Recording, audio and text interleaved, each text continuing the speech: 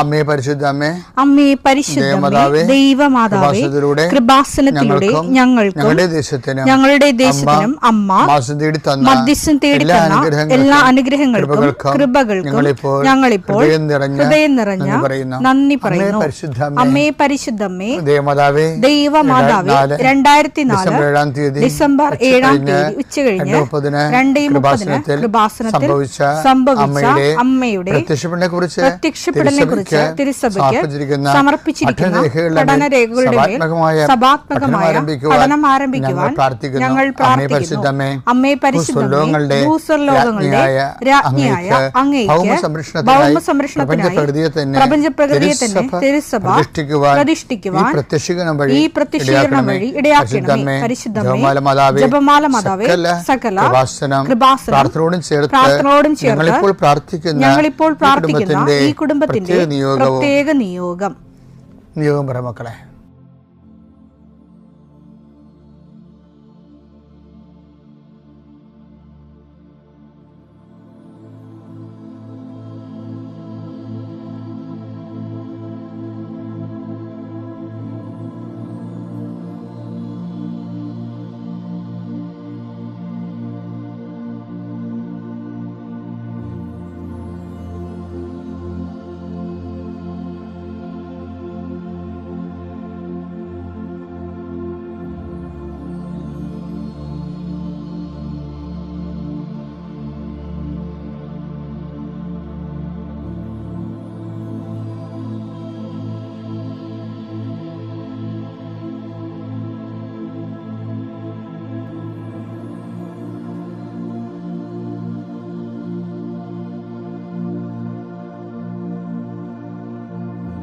അമ്മയുടെ പ്രത്യക്ഷീകരണത്തിന്റെ ഈ അനുഗ്രഹവേളയിൽ ഞങ്ങൾക്ക് സാധിച്ചു തരുവാൻ കനിയണമേ. ആമേൻ. വിശ്വാസ പ്രമാണം. സർവശക്തനായ പിതാവും ആകാശത്തിന്റെയും ഭൂമിയുടെയും സൃഷ്ടാവുമായ ദൈവത്തിൽ ഞാൻ വിശ്വസിക്കുന്നു. അവിടുത്തെ ഏകപുത്രനും ഞങ്ങളുടെ കർത്താവുമായ ഈശോമിശിഹായിലും ഞാൻ വിശ്വസിക്കുന്നു. ഈ പുത്രൻ പരിശുദ്ധാത്മാവിനാൽ ഗർഭസ്ഥനായി കന്യകാമറിയത്തിൽ നിന്ന് പിറന്ന് പൊന്തിയോസ് പീലാത്തോസിന്റെ കാലത്ത് പീഡകൾ സഹിച്ച് കുരിശിൽ തറയ്ക്കപ്പെട്ട് മരിച്ച് അടക്കപ്പെട്ട് പാതാളങ്ങളിൽ ഇറങ്ങി മരിച്ചവരുടെ ഇടയിൽ നിന്ന് 3-ാം നാൾ ഉയർത്ത് സ്വർഗത്തിലേക്ക് എഴുന്നള്ളി സർവശക്തിയുള്ള പിതാവായ ദൈവത്തിന്റെ വലതുഭാഗത്തിരിക്കുന്നു. അവിടെ നിന്ന് ജീവിക്കുന്നവരെയും മരിച്ചവരെയും വിധിക്കുവാൻ വരുമെന്നും ഞാൻ വിശ്വസിക്കുന്നു. പരിശുദ്ധാത്മാവിലും ഞാൻ വിശ്വസിക്കുന്നു. വിശുദ്ധ കത്തോലിക്കാ സഭയിലും പുണ്യവാന്മാരുടെ ഐക്യത്തിലും പാപങ്ങളുടെ മോചനത്തിലും ശരീരത്തിന്റെ ഉയർപ്പിലും നിത്യമായ ജീവിതത്തിലും ഞാൻ വിശ്വസിക്കുന്നു. ആമേൻ.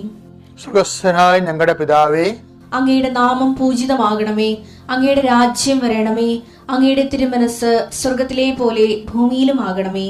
അന്നു വേണ്ടുന്ന ആഹാരം ഇന്ന് ഞങ്ങൾക്ക് തരണമേ.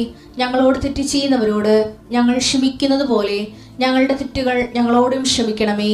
ഞങ്ങളെ പ്രലോഭനത്തിൽ ഉൾപ്പെടുത്തരുതേ, തിന്മയിൽ ഞങ്ങൾ രക്ഷിക്കണമേ. ആമേൻ. നന്മ നിറഞ്ഞ മറിയമേ, സ്വസ്തി. കർത്താവ് അങ്ങയുടെ കൂടെ സ്ത്രീകളിൽ അങ്ങ് അനുഗ്രഹിക്കപ്പെട്ടവളാകുന്നു. അങ്ങയുടെ ഉദരത്തിൻ ഫലമായി ഈശോ അനുഗ്രഹിക്കപ്പെട്ടവനാകുന്നു. പരിശുദ്ധ മറിയമേ, തമ്പുരാന്റെ അമ്മേ, പാപികളായ ഞങ്ങൾക്ക് വേണ്ടി ഇപ്പോഴും ഞങ്ങളുടെ മരണസമയത്തും തമ്പുരാനോട് അപേക്ഷിക്കണമേ. ആമേൻ. കർത്താവേ, നിന്റെ ഉന്നതമായ നാമത്തിന് സ്തോത്രം ചെയ്യുന്നു. കർത്താവേ, നിന്റെ വിശുദ്ധ പൗരോഹിത്യത്തെ മഹത്വപ്പെടുത്തണമേ. കർത്താവേ, സഭയിലുള്ള സാന്നിധ്യം പ്രകടമാക്കണമേ. 40 വർഷം ഞാൻ അർപ്പിച്ച കുർബാനയുടെ യോഗ്യതയാണ്. കൃപാസന ജീവനോടെ പ്രത്യക്ഷപ്പെട്ട മാതാവിന്റെ പ്രത്യക്ഷീകരണത്തിന്റെ യോഗ്യതയാൽ അൾത്താരയിൽ നടന്ന 10,000-കണക്കിന് ആരാധന ശക്തിയാൽ ദൈവവേദനെ നിന്നെയും നിന്റെ കുടുംബത്തെയും ഈശോ നാമത്തെ ആശീർവദിക്കുന്നു. ഇന്ന് നിന്റെ ജീവിതം അഭിമുഖീകരിക്കുന്ന എല്ലാ വിഷയങ്ങളും, നീ കണ്ടുമുട്ടുന്ന വ്യക്തികൾ, നീ ഭയക്കുന്ന വിഷയങ്ങൾ, ഇന്റർവ്യൂകൾ, ടെസ്റ്റുകൾ, യാത്ര ചെയ്തെത്തുന്ന ഇടങ്ങൾ, നിന്റെ ജോലിപ്പാടുകൾ, ശുശ്രൂഷ ഇടങ്ങൾ കർത്താവിൻ്റെ നാമത്തെ അനുഗ്രഹിക്കപ്പെടട്ടെ. സഞ്ചാരി മാതാവ്, സമയത്തിൻ്റെ അധികാരി, നിന്റെ ഉടമ്പടി വഴികളിലൂടെ നിന്നെ വേർപിരിയാതെ നിനക്ക് വേണ്ടി വാദിച്ചും നിന്നെ സപ്പോർട്ട് ചെയ്തും നിനക്ക് വേണ്ടി നീ ചെയ്യാനുള്ള ജോലി ഏറ്റെടുത്തും നിന്നെ സന്ധിക്കട്ടെ ദൈവവേദലെ. മനസ്സ്, ശരീരം, ആരോഗ്യം, ഏതെല്ലാം മേഖലകളിൽ എൻ്റെ മക്കള് ഇന്ന് ഞെരുങ്ങുകയോ വിഷമിക്കുകയോ ചെയ്യുന്നുണ്ടെങ്കിൽ കർത്താവിൻ്റെ രക്തം നിങ്ങൾ തളിക്കപ്പെടട്ടെ. യേശുവിൻ്റെ നാമത്തിൽ വിങ്ങുന്ന മനസ്സാണ് നിങ്ങളുടെ എങ്കിൽ, സാമ്പത്തിക തകർച്ച ഉള്ളത് കാരണം, ചെയ്തുകൊണ്ടിരിക്കുന്ന കാര്യങ്ങൾ മുടങ്ങിപ്പോയത് കാരണം, വരുമാന സ്രോതസ് അടഞ്ഞു പോയത് കാരണം, പഠിക്കേണ്ട കാര്യങ്ങളും വിസ പ്രോസസ്സിങ്ങും, നാട്ടിലുള്ള പരീക്ഷകളും ടെസ്റ്റുകൾ, പരീക്ഷ ഫലങ്ങൾ പ്രതീക്ഷിക്കുന്നവർ,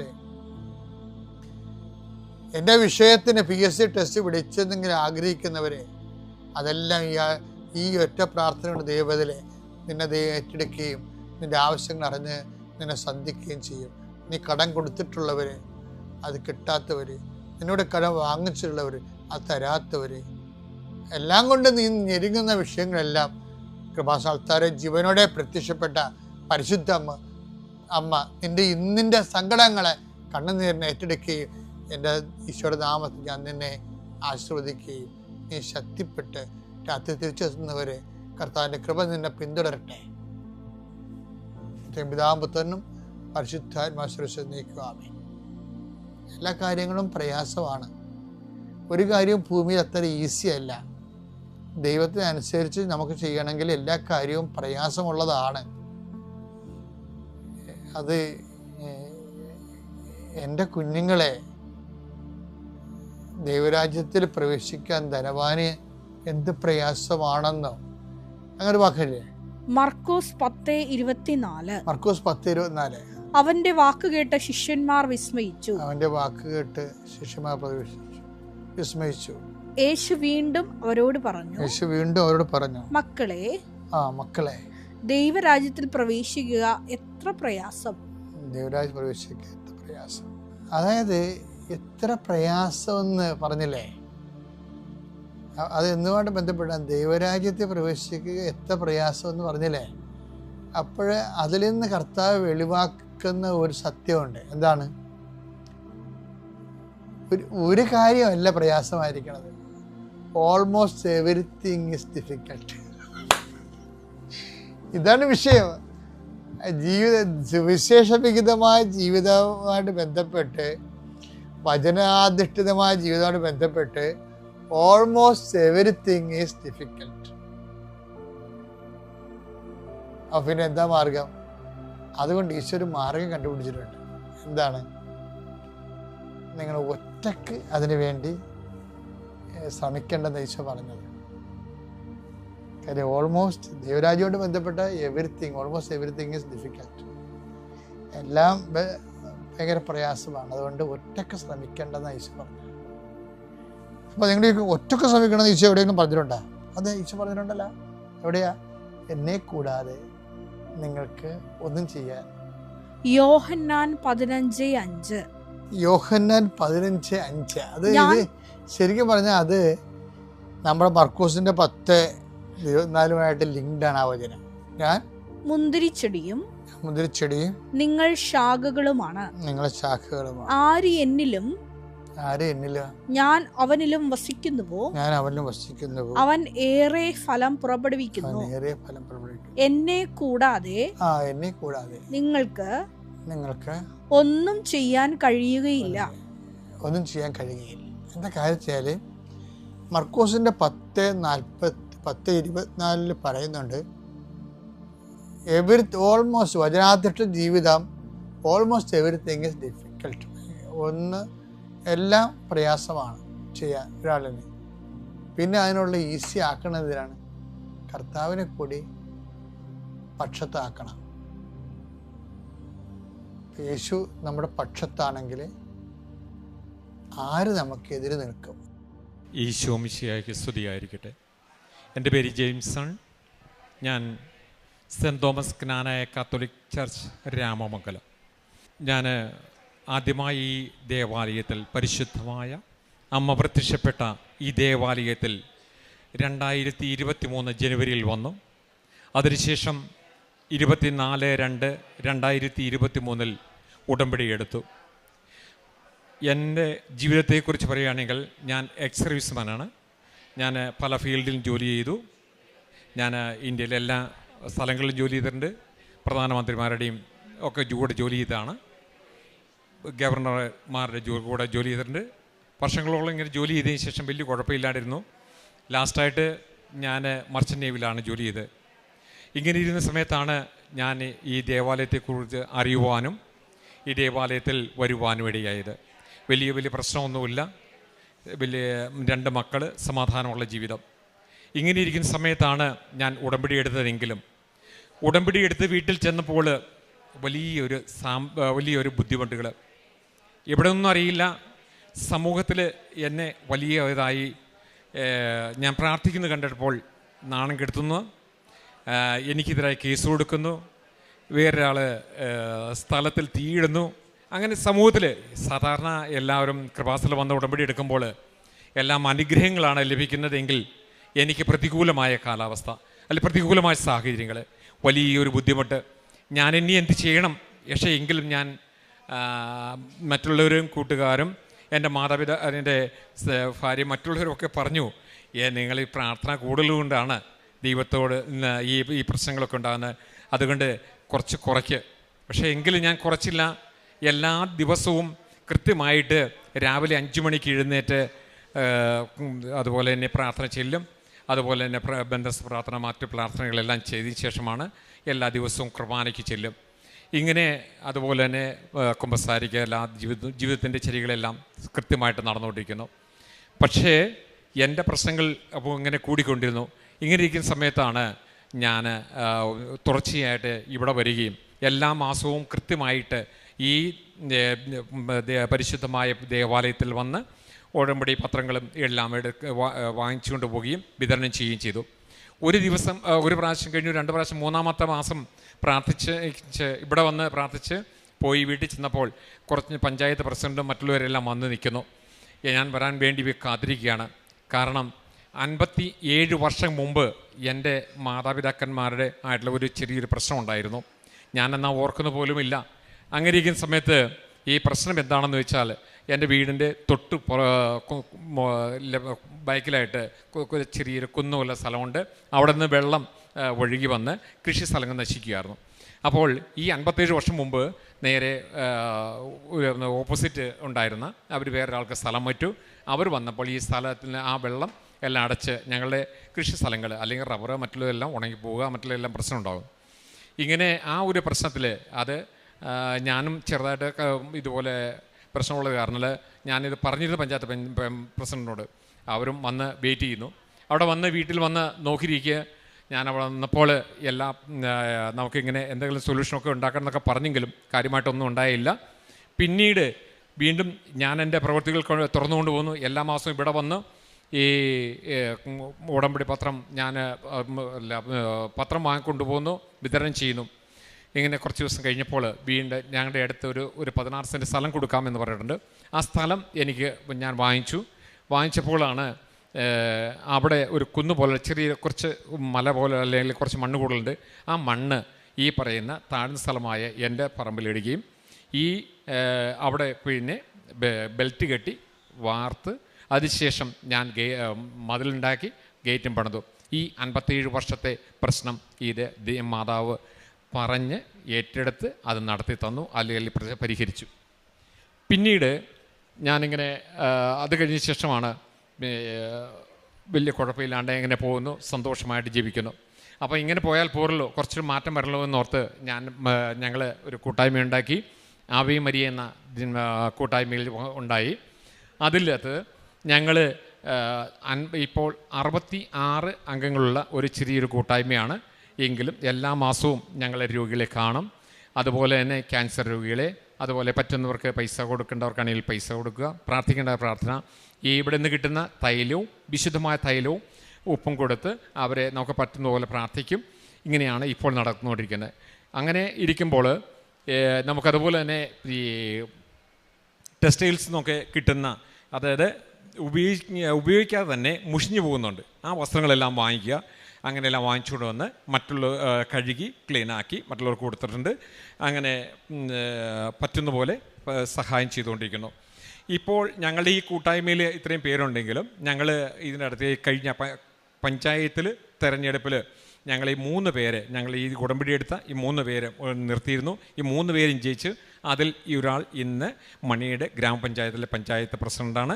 അവർ ഇവിടെ വന്ന് സാക്ഷ്യം പറയുകയും ചെയ്തിരുന്നു. അതുപോലെ തന്നെയാണ് ഞാൻ ഇവിടുന്ന് പത്രം കൊണ്ടുപോകുമ്പോൾ സാധാരണ ഇവിടുന്ന് പത്രം കൊടുക്കുമ്പോൾ തന്നെ ഞാൻ ഒരു അമ്മയെ അറിയാത്തവർ അല്ലെങ്കിൽ ഇതെന്താണെന്നറിയാത്തവർ ഞാൻ പരിശുദ്ധ അമ്മയുടെ വചനം അല്ലെങ്കിൽ കാര്യങ്ങളെ മാതാവിൻ്റെ പ്രാർത്ഥനയും സ്വർഗസ്നായ നന്മ നിറഞ്ഞോരെയും 2000 അച്ചടിപ്പിച്ച് ഇതിൻ്റെ കൂടെ വിതരണം അറിവില്ലാത്തവർക്ക് മാത്രം അങ്ങനെയും കൊടുക്കുമായിരുന്നു.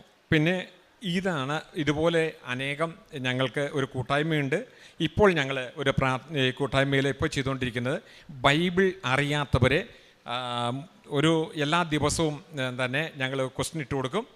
3 അധ്യായം അല്ലെങ്കിൽ ചിലപ്പോൾ 5 അധ്യായം വീതം ഇട്ട് കൊടുത്തിട്ട് അതിനകത്ത് ഉത്തരം എടുത്തുകൊണ്ട് അല്ലെങ്കിൽ ഉത്തരം എഴുതി ഞങ്ങൾ പറയുക, അതിനെ കളക്ട് ചെയ്ത് അതിനുശേഷം അതിന് ഞങ്ങൾ മാസത്തിൽ ഒരു പ്രാവശ്യം ഒരു വിന്നർ തിരഞ്ഞെടുക്കും. അങ്ങനെയാണ് ഇപ്പോൾ ഞങ്ങൾ ചെയ്യുന്നത്. ഇതെല്ലാം തന്ന അനുഗ്രഹത്തിന് മാതാവിന് പരിശുദ്ധ അമ്മയുടെ മുമ്പിൽ ഈ ചെറുതായെങ്കിലും ചെറിയ ഉപകാരങ്ങളും പ്രവർത്തനങ്ങളും ചെയ്യുവാൻ എന്നെ അനുവദിച്ച ഞങ്ങളുടെ ഈ കൂട്ടായ്മയെ ഓർത്ത് ഞാൻ എൻ്റെ ജീവിതത്തെ ഓർത്ത് നന്ദിയോടെ ഓർക്കുന്നു.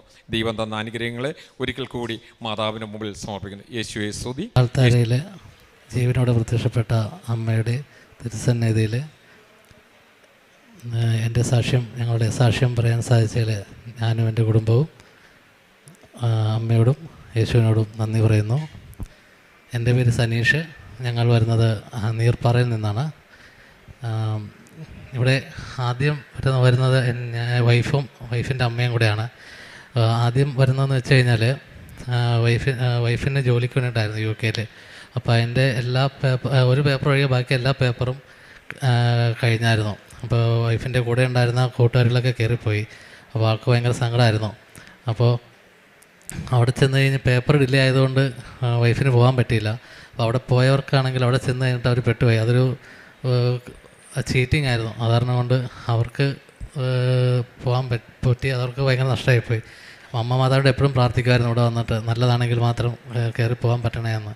അപ്പോൾ പൈസ ഞങ്ങൾ കൊടുക്കുകയും ചെയ്തായിരുന്നു. പക്ഷേ അമ്മയുടെ അനുഗ്രഹം കൊണ്ട് ആ പൈസ മുഴുവൻ തിരിച്ചു കിട്ടി. അത് കഴിഞ്ഞിട്ടാണ് പിന്നെ എനിക്ക് ജോലി കുറച്ച് നാളത്തേക്ക് ഇല്ലായിരുന്നു.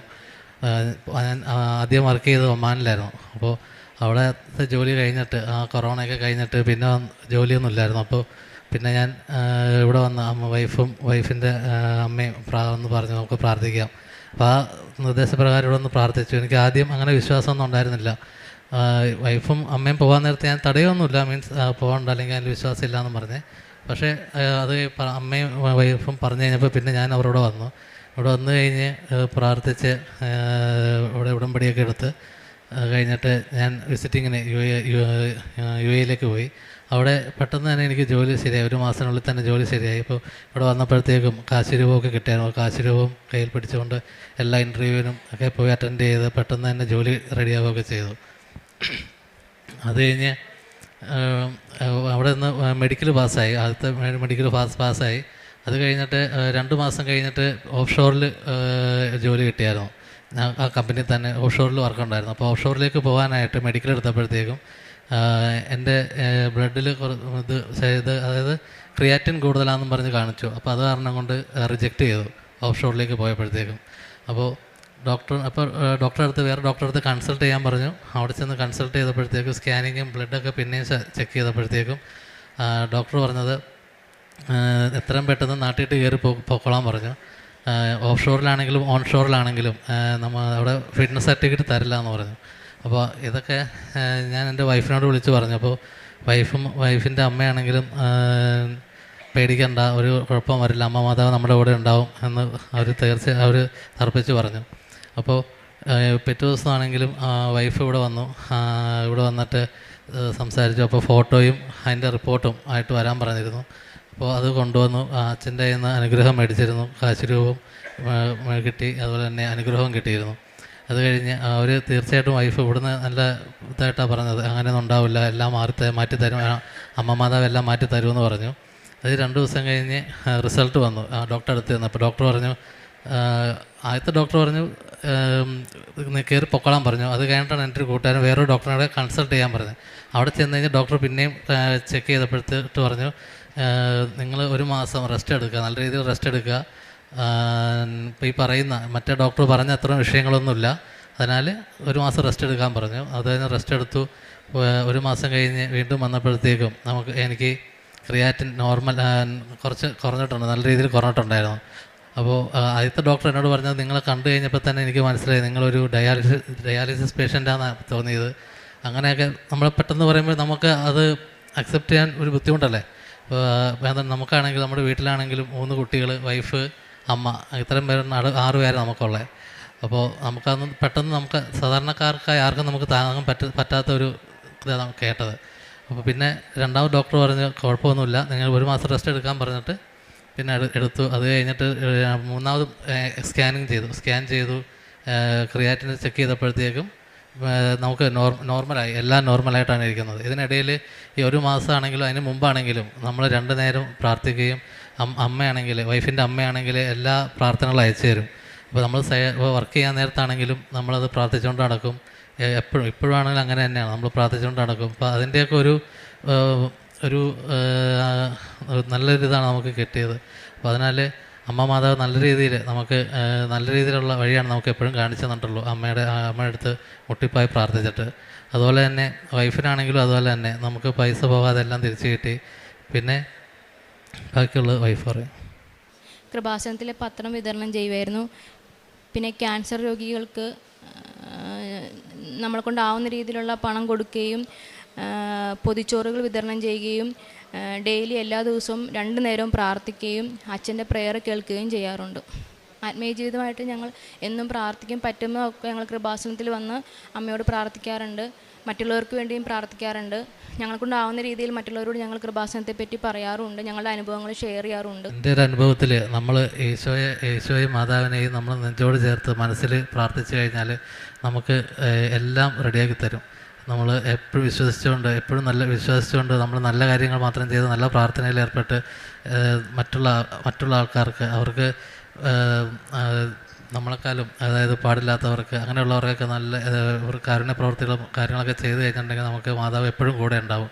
മാതാവ് മുന്നിൽ നമ്മൾ പ്രത്യക്ഷപ്പെട്ടില്ലെങ്കിലും ഒരു ആൽരൂപമായിട്ട് വന്ന് നമ്മൾ ഏതെങ്കിലും രീതിയിൽ നമുക്ക് ഏതെങ്കിലും രീതിയിലായിട്ട് വന്ന് നമ്മളെ സഹായിക്കും. അത് 100% ഉറപ്പാണ്. എൻ്റെ ജീവിതത്തിൽ എനിക്ക് മനസ്സിലായത് അങ്ങനെയാണ്.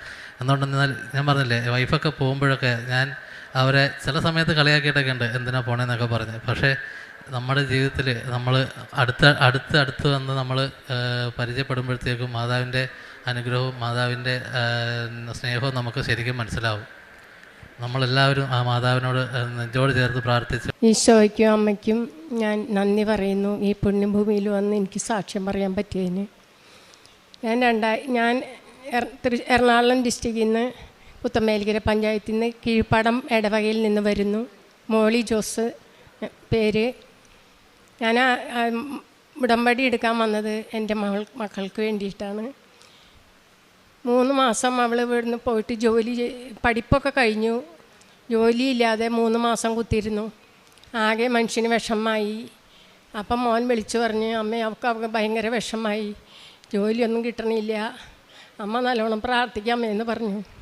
അപ്പം ഞാൻ അങ്ങനെയാണ് ഇവിടെ വന്ന് ഉടമ്പടി എടുത്ത് മോൾക്ക് വേണ്ടി ഉടമ്പടി എടുത്ത് പ്രാർത്ഥിച്ചു. വീട്ടിൽ ചെന്ന് 3 ദിവസം കഴിഞ്ഞപ്പോൾ എൻ്റെ റൂമിലേക്ക് കടന്നപ്പോൾ മാതാവ് ചുമരുമ്മരിക്കുന്നത് ഞാൻ കണ്ടു. അപ്പം എനിക്ക് തോന്നി എൻ്റെ കാര്യങ്ങളൊക്കെ മാതാവ് ഏറ്റെടുത്തിട്ടുണ്ടെന്ന്. ഇനി എല്ലാ കാര്യങ്ങളും എൻ്റെ മാതാവ് നോക്കിക്കോളും ഞാൻ വിചാരിച്ചു. ഒരാഴ്ച കഴിഞ്ഞപ്പോൾ മോൻ വിളിച്ചു പറഞ്ഞു, അമ്മ അവൾക്ക് ഇൻ്റർവ്യൂവിന് വന്നിട്ടുണ്ട്, അമ്മ നല്ലോണം പ്രാർത്ഥിക്കുക എന്ന് പറഞ്ഞ് ഞാൻ തിരികെ എത്തിച്ചുകൊണ്ടിരുന്ന്. ആ സമയം മോൻ വിളിച്ചു പറഞ്ഞപ്പോൾ ആ സമയത്ത് തിരികെ എത്തിച്ചിരുന്ന് പ്രാർത്ഥിച്ചുകൊണ്ടേയിരുന്നു. അത് കഴിഞ്ഞ് ഇൻ്റർവ്യൂ പാസ്സായി. പക്ഷേ ജോലി കിട്ടിയത് 2 മണിക്കൂർ അകലം പോയിട്ട് വേണം ജോലി ചെയ്തുകൊണ്ട് വരാൻ. അപ്പോൾ അത് ഭയങ്കര ബുദ്ധിമുട്ടായി.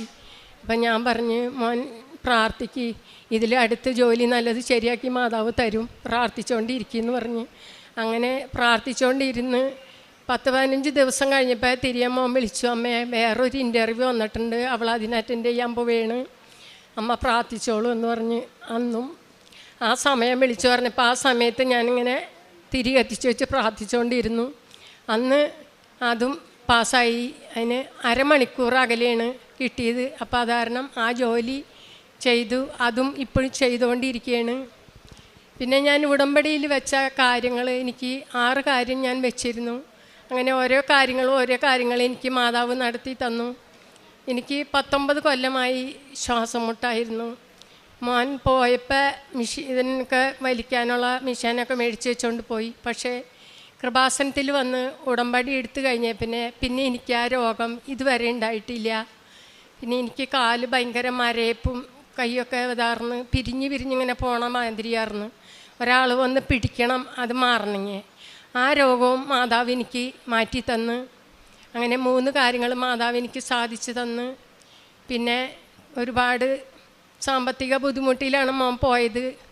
കുറച്ചൊന്നും അല്ല, വളരെ ബുദ്ധിമുട്ടായിരുന്നു. അത് അവൻ ജോലി ചെയ്ത് അതെല്ലാം വീട്ടാനൊക്കെ മാതാവ് കുറേയൊക്കെ സാധിച്ചു തന്നു. ഇനിയും മാതാവ് അത് സാധിച്ചു തരുമെന്ന് ഞാൻ വിശ്വസിക്കുന്നു. പിന്നെ എൻ്റെ മോക്ക് വിസ കിട്ടാനായിട്ട് ഭയങ്കര ബുദ്ധിമുട്ടായിരുന്നു. ഞങ്ങൾ ഒക്ടോബർ 2021 സ്റ്റുഡൻറ്റ് വിസയിലാണ് UK പോയത്. വാവേനെ കൊണ്ടുപോയിണ്ടായിരുന്നില്ല. 2.5 വയസ്സുള്ളപ്പോൾ ഞാനിവിടുന്ന് പോയത്. സാമ്പത്തിക ബുദ്ധിമുട്ടുള്ളതുകൊണ്ട് വാവേനെ കൊണ്ടുപോകാൻ പറ്റിയില്ല. വിസ കിട്ടിയ ശേഷം കൊണ്ടുവരണം എന്നായിരുന്നു ആഗ്രഹം. 2021 പോയി, 22 മാറി, 23 24 വർഷങ്ങൾ കടന്നു പോന്നു. വിസയുടെ കാര്യത്തിൽ ഒരു തീരുമാനമാവുന്നില്ല. ഞാൻ പങ്കെടുക്കുന്ന ഇൻ്റർവ്യൂവിലെല്ലാം വിസ കൊടുക്കുന്നുണ്ട്, പക്ഷെ എനിക്ക് കിട്ടുന്നില്ല. എന്താണ് കാരണം എന്നൊന്നും എനിക്കറിയില്ല. പ്രാർത്ഥിക്കാറുണ്ടായിരുന്നു, പിന്നെ പ്രാർത്ഥിക്കാൻ നിർത്തി. എനിക്ക് നിരാശ വന്നു. കൊച്ചിനെ കാണാൻ പറ്റാത്തതിൽ നിർത്തി പോന്നാലോ എന്ന് വരെ വിചാരിച്ചു. വീട്ടുകാരും എല്ലാവരും ചോദിച്ചു, നിങ്ങൾ അടിച്ചു പൊളിക്കാൻ വേണ്ടിയാണോ UK പോയേക്കുന്നത്? കൊച്ചിനെ കൊണ്ടുപോകുന്നില്ലേ എന്ന്. അവർക്ക് ആ ചോദിക്കുമ്പോൾ സന്തോഷം എന്താണെന്ന് എനിക്ക് അറിഞ്ഞൂടാ. ഞങ്ങൾക്കത് കേൾക്കുമ്പോൾ എങ്ങനെയെങ്കിലും നിർത്തി പോന്നാ മതി എന്നുള്ള സങ്കടമായിരുന്നു. അതിനുശേഷം നന്നായിട്ട് പ്രാർത്ഥിച്ച് UK നിയമം മാറുന്നതനുസരിച്ച് നമ്മൾ പേപ്പർ കൊടുക്കുമ്പോൾ അന്നത്തെ ദിവസം ഡിപ്പെൻഡൻ്റ് വിസ നിർത്തി കഴിഞ്ഞു. പിന്നെ 1 വർഷം കൂടി കഴിഞ്ഞു. ഞങ്ങൾ വിസയുടെ പേപ്പർ വെച്ചു. അത് കഴിഞ്ഞ് വിസ സാലറി ത്രഷോൾഡ് കൂട്ടണതിന് മിനിറ്റുകൾക്കുള്ളിൽ ഞങ്ങൾക്ക് വിസയുടെ പേപ്പർ അടിച്ച് കിട്ടി. 2025 ജൂലൈ 28 ഹസ്ബൻഡിൻ്റെ ബർത്ത്ഡേയുടെ അന്ന് അമ്മ സ്വപ്നം കണ്ട പോലെ ഞങ്ങൾക്ക് വിസ കിട്ടി. ഇപ്പോൾ ഞങ്ങൾ 4.5 വർഷത്തിന് ശേഷം ഞങ്ങളുടെ കൊച്ചിനെ കാണാൻ വന്നു. ഞങ്ങളിപ്പോൾ UK പോകാനായിട്ട് കൊച്ചിൻ്റെ പേപ്പറുകളൊക്കെ സബ്മിറ്റ് ചെയ്തു. ഞങ്ങളുടെ കൊച്ചിനെ കാണാൻ സാധിച്ചതിലും നാട്ടിൽ വരാൻ സാധിച്ചതിലും ഞങ്ങൾക്ക് ദൈവം നൽകിയ മാതാവ് നൽകിയ അനുഗ്രഹത്തിന് 1000 നന്ദി പറയുന്നു. അതോടൊപ്പം നാട്ടിൽ വരുന്നതിന് മുമ്പ് അപ്പച്ചനും അമ്മച്ചിക്കും ഞങ്ങളുടെ വീടിൻ്റെ ആധാരം കൊടുക്കണമെന്ന് ഭയങ്കര ആഗ്രഹമായിരുന്നു.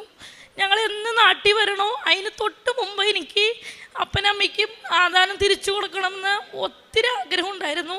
മാതാവിൻ്റെ കൃപാകടാശത്തിൽ ഞങ്ങൾ വരണേന് 1 മാസം 1.5 മാസം മുമ്പ് ഞങ്ങളുടെ അപ്പനമ്മയ്ക്കും ആ പേപ്പർ അവരുടെ അലമാരി കൊണ്ടുവന്ന് വയ്ക്കാൻ സാധിച്ചു. ദൈവം ഞങ്ങൾക്ക് നൽകിയ എല്ലാ അനുഗ്രഹങ്ങൾക്കും കോടാനുകൂടി നന്ദി രേഖപ്പെടുത്തിക്കൊള്ളുന്നു.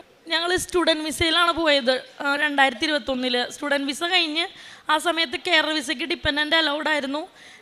ഡിപ്പെൻഡൻ്റ് അലൗഡാണ് സമയത്ത് മാർച്ച് 10 ഞങ്ങൾ വിസയ്ക്ക് പേപ്പർ വെച്ചു. അതുവരെ അവർ വിസ തരാമെന്ന് പറഞ്ഞ് ഹോൾഡ് ചെയ്ത് വെച്ചു. അന്ന് രാത്രി 12 മണിയായപ്പോൾ അവർ പറഞ്ഞു വിസ തരാൻ പറ്റൂല, നിയമം മാറിയെന്ന് പറഞ്ഞു. അങ്ങനെയാണ് ഞങ്ങൾക്ക് വിസയുടെ പേപ്പർ കിട്ടാൻ ലേറ്റ് ആയത്. അത് കഴിഞ്ഞ് വീണ്ടും വിസയ്ക്ക് വെച്ചു. വീണ്ടും പറഞ്ഞു ഡിപ്പെൻഡൻ്റ് അലൗഡല്ല, നാട്ടിൽ നിന്നുള്ള ഓവർസീസിന് നമുക്ക് എടുക്കാൻ പറ്റില്ല, കൊച്ചിനെ കൊണ്ടുവരാൻ പറ്റില്ല എന്ന് പറഞ്ഞു. വീണ്ടും ഒരുപാട് അന്വേഷിച്ച് കണ്ടുപിടിച്ചിട്ടാണ് ഞങ്ങൾക്ക് ഇപ്പോൾ കിട്ടിയൊരു വിസ കിട്ടിയത്.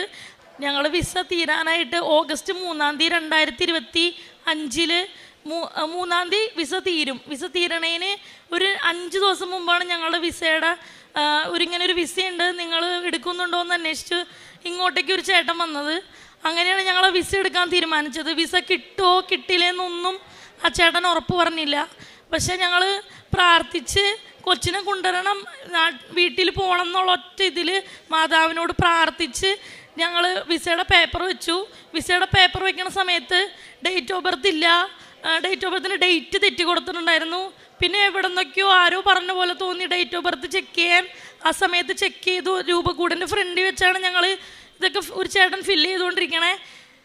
1-2 മിനിറ്റുകൾക്കുള്ളിൽ അത് കിട്ടിയില്ലെങ്കിൽ പിന്നെ കൊച്ചിനെ കൊണ്ടുവരാൻ പറ്റില്ല, UK വിടണം എന്നുള്ള തീരുമാനത്തിൽ നിൽക്കുന്ന സമയത്ത് 3 മിനിറ്റിൽ മാതാവ് എങ്ങനെയാ എവിടെ നിന്ന് എന്നൊന്നറിയില്ല ആ ഫോം വീണ്ടും ഫില്ല് ചെയ്ത് എനിക്ക് വിസ അപ്രൂവ് ആയിട്ട് കിട്ടി. ഓഗസ്റ്റ് 3-ാം തീയതി വിസ തീരണം. ഞാൻ ഓഗസ്റ്റ് 2-ാം തീയതി എനിക്ക് വിസ അടിച്ച് എൻ്റെ കൈ കിട്ടി. ഞാൻ ദൈവത്തിന് എന്തോരം നന്ദി പറയണമെന്ന് എനിക്കറിയില്ല. അത്രയ്ക്കും സങ്കടപ്പെട്ട ദിവസങ്ങളായിരുന്നു. പക്ഷേ ഞാൻ വിസ അടിച്ചു, എൻ്റെ കൊച്ചിന് സന്തോഷമായി. മമ്മി ഞാൻ വരുമല്ലോ, മമ്മി വിഷമിക്കണ്ട, എനിക്ക് കുഴപ്പമൊന്നുമില്ല എന്ന് പറഞ്ഞപ്പോൾ ദൈവം എന്നെ എത്രത്തോളം സ്നേഹിച്ചു എന്നും എത്രത്തോളം കരുതിയെന്നും എനിക്ക് അപ്പം മനസ്സിലായി. ദൈവത്തോട് കൂടുതൽ അടുക്കാൻ എനിക്ക് സാധിച്ചു. ദൈവം അതോട് എൻ്റെ കൂട്ടുകാർ ഒരുപാട് പേരിങ്ങനെ വിസയില്ലാതെ വിഷമിക്കുന്നുണ്ട്. അവരോടെല്ലാവരോടും ഞാൻ പറയാറുണ്ട്, മാതാവിനെ വിളിച്ച് പ്രാർത്ഥിക്കുക, ദൈവം നിങ്ങൾക്ക് നല്ലൊരു വഴി തരും, വാവേനെ കൊണ്ടുവരാൻ പറ്റും. അങ്ങനെ ദൈവം എനിക്ക് നൽകിയതുപോലെ അവർക്കും നൽകട്ടെ എന്ന് ഞാൻ പ്രാർത്ഥിക്കാറുണ്ട്. പിന്നെ ഞാൻ കാരുണ്യ പ്രവർത്തികളൊക്കെ ചെയ്യണത് ഇവിടുന്ന് 3 കെട്ട് പേപ്പർ ഞാൻ മേടിച്ചുകൊണ്ട് പോകും. കുറച്ചൊക്കെ ഞാൻ പള്ളികളിൽ കൊണ്ടുപോയി കൊടുക്കും. ബാക്കിയൊക്കെ ഞാൻ ഓരോ വീടുകളും കയറി ഇറങ്ങി പ്രാർത്ഥിച്ച് ഈ പേപ്പർ മുഴുവനും തീരാണ്ട് ഞാൻ അന്നത്തെ ദിവസം വീട്ടിൽ കയറില്ല. അങ്ങനെ ചെയ്യാറ് പതിവ്. ഞാൻ പിന്നെ ദിവസം ഞാൻ പള്ളിയിൽ പോവും. പിന്നെ ഗവൺമെൻറ് ആസ്പത്രികളിലൊക്കെ പോയി രോഗികളെയൊക്കെ കാണും. തീരെ അവശതയായി കിടക്കുന്നവർക്ക് ഞാൻ പൈസ കൊണ്ടുപോയിട്ടുണ്ടാവും. കുറച്ച് എൻ്റെ എളിയ സഹായം ഞാൻ അവർക്കൊക്കെ ചെയ്തു കൊടുക്കും. പിന്നെ നാട്ടിലോ അല്ലെങ്കിൽ എവിടെയെങ്കിലും ക്യാൻസർ രോഗികളുണ്ടെന്ന് അങ്ങനെ എനിക്ക് അറിവ് കിട്ടിയാൽ ഒന്നില്ലെങ്കിൽ ഞാൻ മോനെ വിളിച്ചു പറയും, മേഡ ഇന്ന ചേച്ചിക്ക് പാടില്ല, നമുക്ക് എന്തെങ്കിലും സഹായിക്കണമെന്ന് പറഞ്ഞാൽ മോനെ അയച്ചു തരും. അപ്പോൾ അത് ഞാൻ ആൾക്ക് കൊണ്ടുപോയി കൊടുക്കും. പിന്നെ ആരെങ്കിലും ഈ മൊബൈലിലൊക്കെ അയക്കും, ഇങ്ങനെ വയ്യാത്ത രോഗികൾക്കൊക്കെ എന്തെങ്കിലും സഹായം ചെയ്യണമെന്ന്. അപ്പം ഞാൻ എളിയ സഹായങ്ങൾ ഞാൻ അതിനകത്തേക്ക് ആ നമ്പറിൽ അയച്ചു കൊടുക്കും. അങ്ങനെയൊക്കെയാണ് ഞാൻ കാരുണ്യ പ്രവർത്തനം ഇതൊക്കെ ചെയ്യണത്. ഇത്രയൊക്കെ അനുഗ്രഹങ്ങൾ തന്ന ഈശോയ്ക്കും അമ്മ മാതാവിനും കോവയിൽ നിന്നാണ്. ഞാൻ Saint Mary's Orthodox church Vasco എന്ന ദേവാലയത്തിലെ അംഗമാണ്. ഇവിടെ നാട്ടിൽ മാവേലിക്കര പത്തിച്ചിറ കത്തീഡ്രൽ പള്ളിയാണ് ഞങ്ങളുടെ ഇടവക. അവിടെ നിന്ന് വരുന്നു. ഞാൻ സാക്ഷ്യം പറയാൻ ഇപ്പോൾ വന്ന് നിൽക്കുന്നത് എൻ്റെ അനുഭവ സാക്ഷ്യങ്ങൾ പറയുവാനാണ്. ഞാനിവിടേക്ക് വരുമ്പോൾ ഞാൻ ഒരു മനുഷ്യ സ്ത്രീ ആയിരുന്നോ എന്ന് എനിക്ക് പറയാൻ കഴിയുന്നില്ല. അത്രമാത്രം ഞാൻ ഭാരമേറിയതായിരുന്നു. എൻ്റെ ശരീരം ചൂടുകൊണ്ട് പൊള്ളുക, മനസ്സ് കത്തി ജ്വലിക്കുക. എനിക്ക് കഴിയില്ല, റോഡിലൂടെ നടക്കാൻ എനിക്ക് കഴിയില്ല. തീയിലോ വെള്ളത്തിലോ അകപ്പെട്ടു പോകുന്ന ഒരവസ്ഥ. റോഡിലൂടെ പോയാൽ വാഹനത്തിൻ്റെ കീഴിൽ അകപ്പെട്ടു പോകുമോ എന്നൊരു ഭയം. എനിക്ക് സഞ്ചരിക്കാൻ കഴിയില്ല, വീടിനകത്ത് നടക്കാൻ കഴിയില്ല. മാനസിക വിഭ്രാന്തിയാണോ മാനസിക പ്രയാസമായിരുന്നോ എന്നെനിക്ക് പറഞ്ഞറിയിക്കാൻ പറ്റുന്നില്ല. പക്ഷേ അങ്ങനെ എൻ്റെ സഹോദരിയെ ഞാൻ ഗോവയിൽ നിന്ന് വിളിച്ച് നാട്ടിലോട്ട് അറിയിച്ചു. ആ സമയത്ത് അവർ അമേരിക്കയിൽ നിന്ന് വന്നിട്ടുണ്ടായിരുന്നു. എന്നോട് പറഞ്ഞു വന്നാട്ടെ, നാട്ടിലോട്ട് വന്നാട്ടെന്ന് പറഞ്ഞു. അപ്പം ഞാൻ പറഞ്ഞു ഞാൻ വരുന്നില്ല, ഞാൻ വന്നിട്ടിപ്പോൾ 15 ദിവസമേ ഗോവയിലോട്ടായിട്ടുള്ളൂ, പിന്നെ ഇപ്പോൾ ഉടനെ തിരിച്ചു വരുന്നില്ല എന്ന് പറഞ്ഞു. അപ്പോൾ വീണ്ടും ഞാനൊന്ന് പ്രാർത്ഥിച്ചു കഴിഞ്ഞപ്പോൾ എനിക്ക് പോകാനുള്ള അമ്മ മാതാവ് എന്നെ ഇവിടെ വിളിക്കുന്നു. കാരണം ഞാൻ അത്രമാത്രം അവശതയിലായിരുന്നു എന്നുള്ളത് എനിക്ക് മാത്രമേ അറിയത്തുള്ളൂ എന്നുള്ളതാണ്.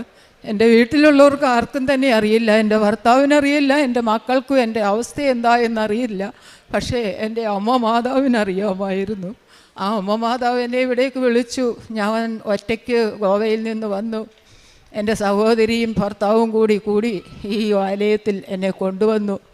അവിടെ ബസ് ഇറങ്ങി ഈ മണ്ണിലേക്ക് എൻ്റെ കാല് വെച്ചപ്പോൾ തന്നെ എൻ്റെ എന്താ പറയുന്നേ ഭ്രാന്തായിരുന്നോ എനിക്കറിയില്ല, ആ ഭ്രാന്ത് എനിക്ക് മാറ്റിത്തന്നു. എൻ്റെ അമ്മ മാതാവ് അത് അങ്ങെടുത്ത് തന്നു. അപ്പോൾ ഇവിടെ ജോസഫ് അച്ഛൻ ആരാധന നടത്തിക്കൊണ്ടിരിക്കുന്നു. ഞാനിവിടെ ഓടി വന്ന് അവിടെ വെച്ചിരിക്കുന്ന അമ്മയെ കെട്ടിപ്പിടിച്ചപ്പോൾ അമ്മ അറിഞ്ഞു എൻ്റെ രോഗം എന്താണെന്നു. അമ്മ അവിടെ വെച്ച് തന്നെ എന്നെ സൗഖ്യപ്പെടുത്തി. ഞാൻ പൂർണ്ണ സൗഖ്യമായി. ഇവിടെ വന്ന് ആരാധനയിൽ നിൽക്കുമ്പോൾ പരിശുദ്ധാത്മാവ് ഭയങ്കര ശക്തിയോടുകൂടി എന്നിൽ പ്രവർത്തിക്കുന്നു എന്ന് ഞാൻ മനസ്സിലാക്കി. അപ്പോൾ എനിക്ക് മനസ്സിലായി ഞാൻ സൗഖ്യമായിരിക്കുന്നു എന്ന്. അങ്ങനെ നിൽക്കുമ്പോൾ തന്നെ വീണ്ടും ഞാൻ കടന്നു ഈ മണ്ണിൽ കാല് വെക്കുന്നതിന് മുമ്പ് എനിക്കുണ്ടായിരുന്ന ആ അസുഖം വീണ്ടും അമ്മ മാതാവ് എനിക്ക് തന്നു. അപ്പോൾ ഞാൻ അമ്മയോട് പറഞ്ഞു, അമ്മേ, ഈ ഒരു നിമിഷത്തേക്കല്ല, ഒരു മാസത്തേക്കോ ഒരു വർഷത്തേക്കോ അല്ല, എൻ്റെ ജീവിതാന്ത്യം വരെയും എനിക്ക് ഈ സൗഖ്യം തരണമേ അമ്മേ. എന്നെ ഇനിയും വേദനിപ്പിക്കല്ലേ, ഞാൻ ഒറ്റയ്ക്കേ ഉള്ളൂ അമ്മേ, എനിക്ക് എല്ലാവരും കൈവിട്ടിരിക്കുന്നു, ഭർത്താവ് എന്നോട് അകന്ന് നിൽക്കുന്നു, കൂടെ ഉണ്ടെങ്കിലും അകന്ന് നിൽക്കുന്ന എൻ്റെ വിഷമമോ പ്രയാസമോ കേൾക്കാനില്ല, മക്കളാരും കേൾക്കുന്നില്ല. ജോസഫ് അച്ഛൻ പറയുന്നുണ്ട്, ആരുമില്ലാത്ത സമയത്ത് ദൈവം അവിടെ പ്രവർത്തിക്കുന്നു. അതായിരിക്കും ദൈവം പ്രവർത്തിക്കാൻ വേണ്ടിയിട്ടായിരിക്കും എൻ്റെ കൂടപ്പിറപ്പുകളെയും എൻ്റെ ബന്ധുക്കളെയും ഭർത്താവിനെയും എല്ലാവരെയും എന്നിൽ നിന്ന് അകറ്റി നിർത്തിക്കൊണ്ട് എനിക്ക് വേണ്ടി ദൈവം പ്രവർത്തിച്ചു എന്നുള്ളതാണ്. ആ പ്രവർത്തനത്തിലാണ് ഇന്ന് ഞാൻ നിലനിൽക്കുന്നത്. ഇന്ന് 3.5 വർഷമായി. 2022 ഫെബ്രുവരി 22 ഏപ്രിൽ മാസം 22 ഞാൻ വന്ന് ഉടമ്പടി എടുക്കുന്നത്. അന്നു മുതൽ ഇന്ന് വരെ ഞാൻ ഉടമ്പടിയിൽ തന്നെയാണ് ജീവിക്കുന്നതെന്ന്. അത് അച്ഛൻ പറയുന്നുണ്ട്, വെളുപ്പിനെ 5:30 നീലത്തിരി തെളിയിക്കണമെന്ന് പറയുന്നു. അപ്പം ഞാൻ എൻ്റെ സഹോദരി എന്നോട് പറഞ്ഞു, രാവിലെ എണീറ്റ് കുളി കഴിഞ്ഞ് അലക്കിയ വസ്ത്രം ധരിച്ച് വളരെ ക്ലീനായിട്ട് വേണം ഈ നീലത്തിരി തെളിയിക്കാൻ എന്ന് പറഞ്ഞു. എനിക്ക് പ്രഭാതത്തിൽ സ്നാനം പറ്റുകയില്ല, ഞാൻ കുളിക്കണമെങ്കിൽ ഉച്ച കഴിയണം എനിക്ക് കുളിക്കണമെങ്കിൽ. പക്ഷേ അത് 4:45 ഞാൻ അലാറം വെച്ചിട്ട് 5 മണിക്ക് മുമ്പായിട്ട് ഞാൻ കുളിച്ചു. ഒരു ദിവസം കുളിച്ച് നോക്കിയപ്പോൾ എനിക്ക് യാതൊരു പ്രശ്നവുമില്ല, സുഖമായിരിക്കുന്നു. അത് ഈ 3.5 വർഷം കൊണ്ട് ഞാൻ അങ്ങനെ തന്നെ തുടർന്നുകൊണ്ടിരിക്കുന്നു. വയ്യായെങ്കിൽ പോലും ഞാൻ കുളിച്ചിട്ട് മാത്രമേ എൻ്റെ നീലത്തിരി, ഉടമ്പടിയുടെ നീലത്തിരി ഞാൻ കത്തിക്കുകയുള്ളൂ. അതുപോലെ തന്നെ 4:45 4:40 അലാറം അടിക്കുന്ന ഒരു ദിവസം എൻ്റെ മൊബൈൽ ബന്ധായിപ്പോയി. അമ്മ മാതാവിനെ വിളിച്ചുണർത്തിയ ആ സമയമായപ്പോൾ എണീറ്റ് ഞാൻ കുളിച്ച് ഉടമ്പടി തിരികെ എത്തിച്ചു. 2ാമത്തെ ദിവസം അലാറം അടിച്ച് 4:40 അലാറം അടിച്ചപ്പോഴും ഞാൻ വീണ്ടും കിടന്നു. ഒന്നുകൂടെ ഒന്ന് കണ്ണടച്ചപ്പം അമ്മ എന്നെ വിളിച്ചില്ല. അമ്മ എന്നെ വിളിച്ചില്ല. പിന്നെ ഞാൻ പെട്ടെന്ന് ചാടി എണീറ്റപ്പോൾ 5 മണിയായി. ഇനി എപ്പം ഞാൻ കുളിക്കും, പ്രാഥമിക കർമ്മമെല്ലാം നടത്തും എന്ന് വിചാരിച്ചു പെട്ടെന്ന് 5:30 മുമ്പേ ആ നീലത്തിരി തെളിച്ച്. അത് ഇന്ന് വരെയും എനിക്ക് അത് വലിയൊരു അനുഗ്രഹമാണ്. എനിക്കത് അങ്ങ് ചെയ്യണം, അങ്ങനെ തന്നെ ചെയ്യണം എന്നാണ് എൻ്റെ മനസ്സിൽ. അതൊരു വലിയൊരു ശക്തിയാണ്. വലിയൊരു ശക്തി എന്ന് പറഞ്ഞു കഴിഞ്ഞാൽ ആ ശക്തി നമുക്ക് പറഞ്ഞറിയിക്കാൻ വയ്യാത്തൊരവസ്ഥയാണ്. അങ്ങനെ ഞാൻ ഇവിടെ വന്ന് ഉടമ്പടി എടുത്തു.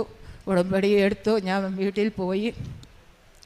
പിന്നെ പിറ്റേ ദിവസം മുതൽ പ്രഭാതത്തിൽ സ്നാനം നടത്തുന്നു, തിരി കത്തിക്കുന്നു, പ്രാർത്ഥിക്കുന്നു. അങ്ങനെ പിന്നെ എനിക്കൊരു അസുഖം ഉണ്ടായിരുന്നത്, എനിക്ക് ഒരു ഭക്ഷണവും കഴിക്കാൻ പറ്റത്തില്ല, ഒന്നും കഴിക്കാൻ പറ്റത്തില്ല. മീൻ കഴിക്കാനൊക്കത്തില്ല, ഇറച്ചി കഴിക്കാനൊക്കത്തില്ല, മുട്ട കഴിക്കാനൊക്കത്തില്ല, വെജിറ്റബിൾ ചിലതൊന്നും കഴിക്കാൻ പറ്റത്തില്ല. എൻ്റെ ശരീരം ചുമക്കുക, അവിടെ മാന്തി പൊളിച്ച് വെക്കുക, അത് കഴിയുമ്പോൾ പിന്നെ അതങ്ങ് കറുത്ത പാടുകളാവുക. അങ്ങനെ ഭക്ഷണമെല്ലാം അങ്ങ് ഉപേക്ഷിക്കുക, കഴിക്കാൻ വയ്യാത്ത അവസ്ഥയായി. പക്ഷേ അമ്മയുടെ ഒറ്റ തുള്ളി ഉടമ്പടി തൈലം ഞാൻ എൻ്റെ കയ്യിൽ ഇറ്റിച്ചിട്ട് ഞാൻ 2 കൈ കൊണ്ടും തൂത്തെൻ്റെ കയ്യിലും കാലിലും എല്ലാം പുരട്ടി കഴിഞ്ഞപ്പോൾ അത് എപ്പോഴാണ് മാറിയെന്ന് എനിക്കറിയത്തില്ല. പിന്നെ ഒരു 3-4 ദിവസം കഴിഞ്ഞ് നോക്കുമ്പോൾ അവിടെ കറുത്ത പാടായിട്ട് നിന്നതൊന്നുപോലും എനിക്ക് പാട് കാണാൻ പോലും ഇല്ല എന്നുള്ളതാണ്. അതുപോലെ തന്നെ ഞാൻ എല്ലാ ഭക്ഷണവും കഴിക്കാൻ തുടങ്ങി എന്ന് പറഞ്ഞു കഴിഞ്ഞാൽ ഫ്രിഡ്ജിനകത്ത് വെച്ചിരുന്ന് 2 ദിവസം കഴിഞ്ഞാൽ പിന്നെ അത് ചൂടാക്കി കഴിക്കാൻ പറ്റാത്ത അവസ്ഥയായിരുന്നു. ഇപ്പോൾ അങ്ങനെയൊന്നുമില്ല.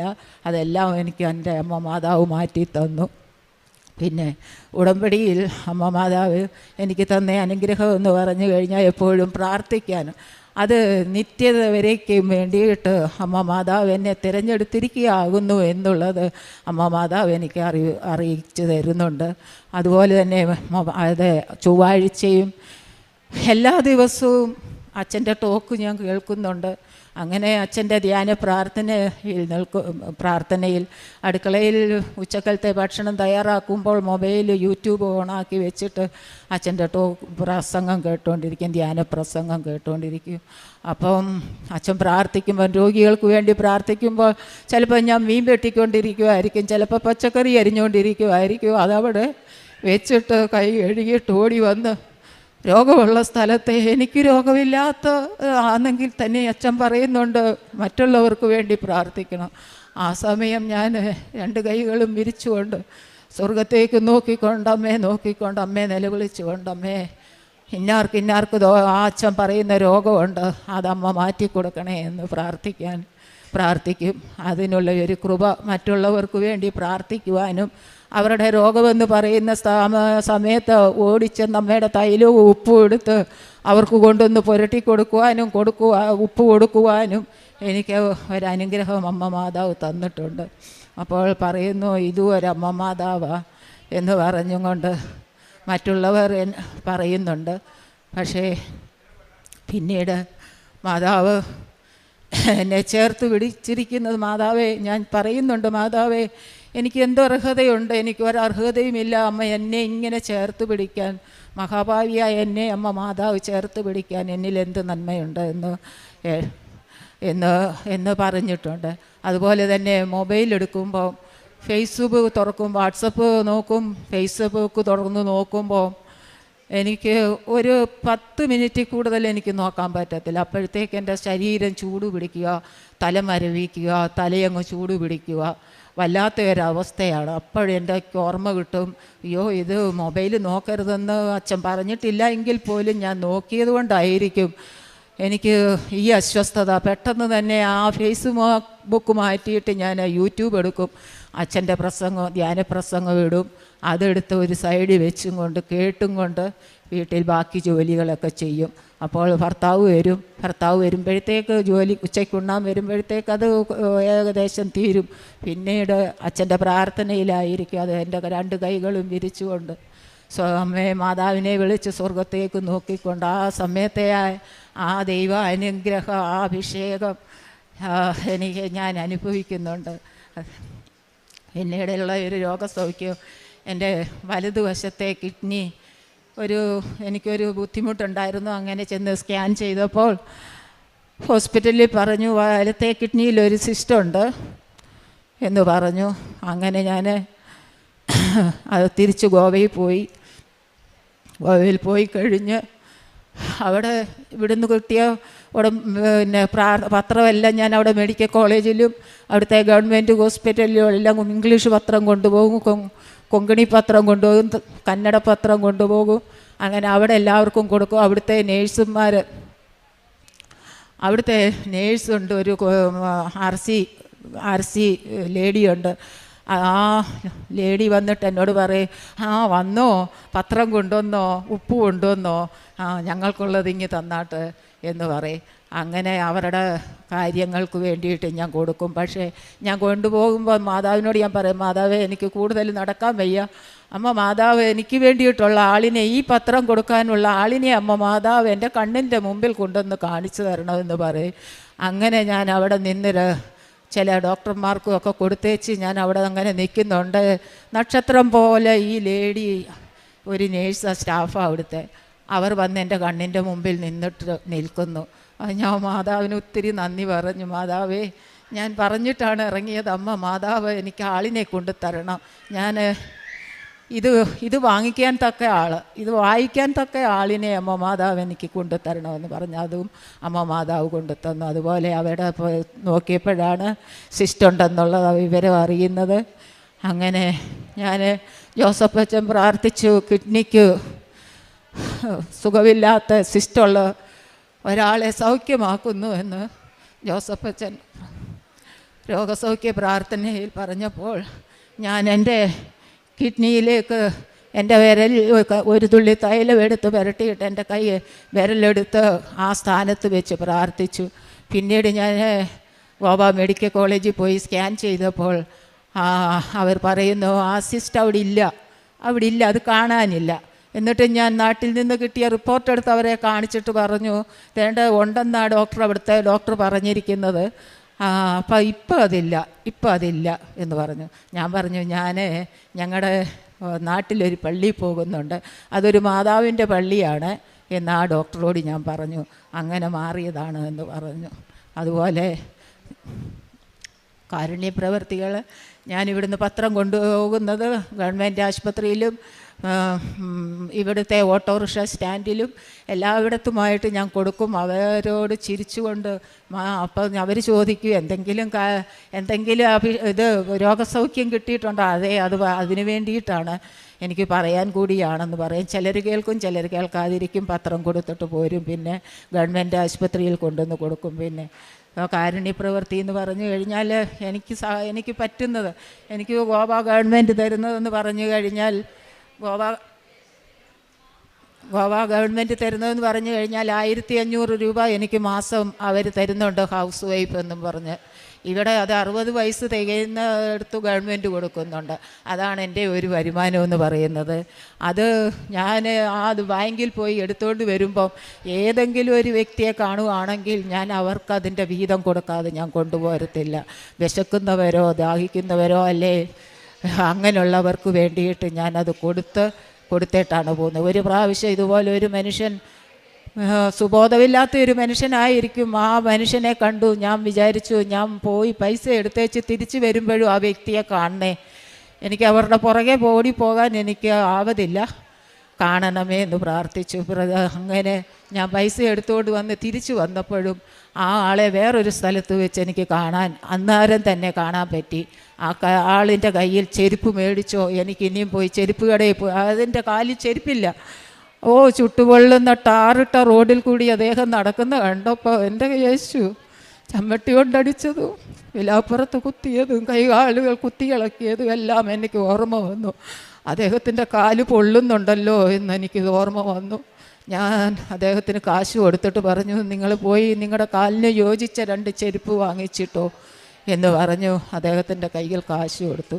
അങ്ങനെ എൻ്റെ കണ്ണിൽ കാണുന്ന, എനിക്ക് മാറ്റി വെക്കാൻ 50 രൂപയുണ്ടെങ്കിൽ പോലും ഞാൻ അതെടുത്ത് വേറൊരാൾ എനിക്ക് കൊടുക്കണമെന്ന് തോന്നുന്ന ആളിനെ ഞാനത് കൊടുത്തിരിക്കുമെന്നുള്ളത്. അങ്ങനെ മാതാവിൻ്റെ വലിയ അനുഗ്രഹങ്ങളൊക്കെയും എനിക്ക് നൽകുന്നുണ്ട്. ഇത് നന്ദി പറയുന്നു. 100,000 നന്ദി അമ്മ. എന്നെ ഈ അൾത്താരയിൽ കയറി നിൽക്കാൻ അമ്മ മാതാവ് എന്നെ അനുവദിച്ചതിന്. UK 20 വർഷമായിട്ട് വർക്ക് ചെയ്യാണ്. നേഴ്സായിട്ടാണ് എൻ്റെ പ്രൊഫഷൻ. ഞാൻ 2015 തുടങ്ങി 2024 വരെ ഒരു ഏജൻസി നേഴ്സായിട്ടാണ് ഹോസ്പിറ്റലിൽ വർക്ക് ചെയ്തുകൊണ്ടിരുന്നത്. ഞാൻ പെർമനൻറ്റ് ജോലിയായിരുന്നു ആദ്യം ചെയ്തുകൊണ്ടിരുന്നത്. പക്ഷേ എൻ്റെ വീട്ടിലെ സാഹചര്യം എനിക്ക് ഫ്ലെക്സിബിലിറ്റി കിട്ടാൻ വേണ്ടി ഞാൻ ആ ജോലി ഉപേക്ഷിച്ച് ഞാനങ്ങനെ ഏജൻസി ജോലി ചെയ്തുകൊണ്ടിരുന്നു. അങ്ങനെ 2024 ആയപ്പോഴേക്കും നമ്മുടെ ഒത്തിരി ഓവർസീസ് നേഴ്സസ് വന്നപ്പോൾ ഞങ്ങൾക്ക് ജോലിയൊക്കെ ഇല്ലാതെയായി. അങ്ങനെ ഒരു സാഹചര്യത്തിൽ ഞാൻ ഓർത്തു എവിടെയെങ്കിലും ടെമ്പററി ആയിട്ട് ജോയിൻ ചെയ്യണം, അത് കഴിഞ്ഞിട്ട് NHSലോട്ട് വീണ്ടും പെർമനൻ്റായിട്ട് ജോയിൻ ചെയ്യണമെന്ന് ഞാൻ അങ്ങനെ വിചാരിച്ചു. അങ്ങനെ ഞാൻ താൽക്കാലികമായിട്ട് ഒരു നേഴ്സിംഗ് ഹോമിലോട്ട് ജോലിക്ക് അപ്ലൈ ചെയ്തു. എനിക്കത് സെലക്ഷൻ കിട്ടി. അങ്ങനെ ഞാൻ 2024 സെപ്റ്റംബർ 5-ാം തീയതി ഞാൻ അവിടെ ജോയിൻ ചെയ്തു. അങ്ങനെ ഒരു ദിവസം ഒരാഴ്ചയിൽ 2 ഷിഫ്റ്റ് വെച്ചാണ് ഞാൻ അവിടെ ജോയിൻ ചെയ്തുകൊണ്ടിരുന്നത്. അങ്ങനെ ഒരു ഒക്ടോബർ 7-ന് ഞാൻ നൈറ്റ് ഡ്യൂട്ടി ചെയ്യുന്ന സമയത്ത് ഒരു പേഷ്യൻ്റ് പെട്ടെന്ന് ഫിറ്റ്സായി. അപ്പോൾ ഞാൻ 999 ഞങ്ങളവിടെ വിളിക്കുന്നത് ആംബുലൻസിന് വേണ്ടി. അത് വിളിച്ചു. പേഷ്യൻ്റ് അപ്പോഴേക്കും പെട്ടെന്ന് അറസ്റ്റായി. അപ്പോഴേക്കും ആംബുലൻസുകാർ എനിക്ക് ഇൻസ്ട്രക്ഷൻ തന്നു, CPR സ്റ്റാർട്ട് ചെയ്യും. അപ്പോൾ CPR സ്റ്റാർട്ട് ചെയ്യണമായിരുന്നു. അപ്പോൾ എനിക്ക് ഈ നഴ്സിംഗ് ഹോമിലാണെങ്കിൽ നമുക്ക് ഓക്സിജനോ ഒന്നും നമുക്ക് നമ്മുടേതായ ഇതിൽ നമുക്ക് ഉപയോഗിക്കാൻ പാടില്ല. പേഷ്യൻ്റ് സൈനോസായി, ഞാനാകെ സ്ട്രെസ്സായി. പേഷ്യൻറ്റിന് അപ്പടി ഫ്രോത്തൊക്കെ വന്നുകൊണ്ടിരുന്നു. അപ്പോൾ എനിക്ക് സക്ഷൻ ചെയ്യണം. ഞാൻ പെട്ടെന്ന് ഒരു സക്ഷൻ മെഷീൻ എടുത്തുകൊണ്ടിരുന്ന ഞങ്ങളുടെ കൂടെ ഉണ്ടായിരുന്ന കെയർ അസിസ്റ്റൻ്റിനോട് പറഞ്ഞു. അവർ സക്ഷൻ മെഷീൻ എടുത്തുകൊണ്ടുവന്നു. അപ്പോൾ നോക്കിയപ്പോൾ പേഷ്യൻ്റെ ഫയലും എടുക്കണമായിരുന്നു. അപ്പോൾ ഞാൻ സക്ഷൻ മെഷീൻ എടുത്തുകൊണ്ടിരുന്നപ്പോൾ അവർ അതിൻ്റെ സക്ഷൻ ട്യൂബ് കൊണ്ടുവന്നില്ല. ഞാൻ പെട്ടെന്ന് എൻ്റെ സീനിയർ കെയറിന് ഞാൻ പേഷ്യൻ്റിനെ ഏൽപ്പിച്ചിട്ട് ഞാൻ പെട്ടെന്ന് പോയി സക്ഷൻ്റെ ട്യൂബ് എടുത്തുകൊണ്ടുവന്നു. അപ്പോൾ കൂടുതൽ ഞാൻ പേഷ്യൻ്റെ ഫയൽ എടുത്തുകൊണ്ടുവന്നു. പക്ഷേ പേഷ്യൻ്റെ ഫയൽ ഞാൻ തെറ്റി എടുത്തുകൊണ്ടുവന്നത്. ഞാൻ ജീൻ ഗ്രീൻ എന്നുള്ള പേഷ്യൻ്റെ ഫയലാണ് ഞാൻ എടുത്തുകൊണ്ടുവന്നത്. പേഷ്യൻ്റെ പേര് ജോൺ സാൽവ, വേറെ ഏതൊരു പേഷ്യൻ്റെ ഫയലായിരുന്നു അവിടെ പേഷ്യൻറ്റിൻ്റെ ഫയലിൻ്റെ ഇങ്ങനെ ഇനീഷ്യൽ മാത്രമേ എഴുതിയിട്ടുണ്ടായിരുന്നു. തെറ്റ് ഫയൽ എടുത്തുകൊണ്ടുവന്നു. അങ്ങനെ എടുത്തുകൊണ്ടുവന്ന് കഴിഞ്ഞപ്പോൾ ആ പേഷ്യൻറ്റിന് റിസസിറ്റേറ്റ് ചെയ്യാനുള്ള പേഷ്യൻ്റായിരുന്നു. അപ്പോൾ ആംബുലൻസിൻ്റെ ഇൻസ്ട്രക്ഷൻ അനുസരിച്ച് ഞാൻ CPR സ്റ്റാർട്ട് ചെയ്തു. പേഷ്യൻറ്റ് പെട്ടെന്ന് അറസ്റ്റ് ആയതുകൊണ്ട് എനിക്ക് CPR സ്റ്റാർട്ട് ചെയ്യണമായിരുന്നു. ഞാൻ സ്റ്റാർട്ട് ചെയ്തു. അത് CPR സ്റ്റാർട്ട് ചെയ്ത് കഴിഞ്ഞപ്പോഴേക്കും ആംബുലൻസുകാർ വന്നു. അത് കഴിഞ്ഞ് വന്നു കഴിഞ്ഞപ്പോഴേക്കും പേഷ്യൻ്റ് ഞങ്ങൾ ഹോസ്പിറ്റലിലോട്ട് ട്രാൻസ്ഫർ ചെയ്ത് കഴിഞ്ഞപ്പോഴേക്കും എന്നോട് സീനിയർക്കാർ പറഞ്ഞു, നീ പേഷ്യൻ്റ് ഫയലെടുത്ത് മാറ്റിയാണ് നീ CPR സ്റ്റാർട്ട് ചെയ്തത്. പക്ഷേ ഈ പേഷ്യൻറ്റിന് CPR ചെയ്യാൻ പാടില്ലാത്ത പേഷ്യൻ്റായിരുന്നു, ഡു നോട്ട് റിസസിറ്റേറ്റ് ആയ പേഷ്യൻ്റായിരുന്നു. അപ്പോൾ അവളെന്നോട് പറഞ്ഞു ഇൻസിഡൻറ്റ് ഫോമൊക്കെ ഫില്ല് ചെയ്യാൻ പറഞ്ഞു. ഞാൻ പുതിയതാണല്ലോ, ഞാൻ ഇൻസിഡൻറ്റ് ഫോമെല്ലാം ഫില്ല് ചെയ്തു. അത് കഴിഞ്ഞ് രാവിലെ വന്നപ്പോഴേക്കും എന്നെ അവർ ഓഫീസിലോട്ട് വിളിച്ചു. ഒത്തിരി വഴക്ക് പറഞ്ഞു.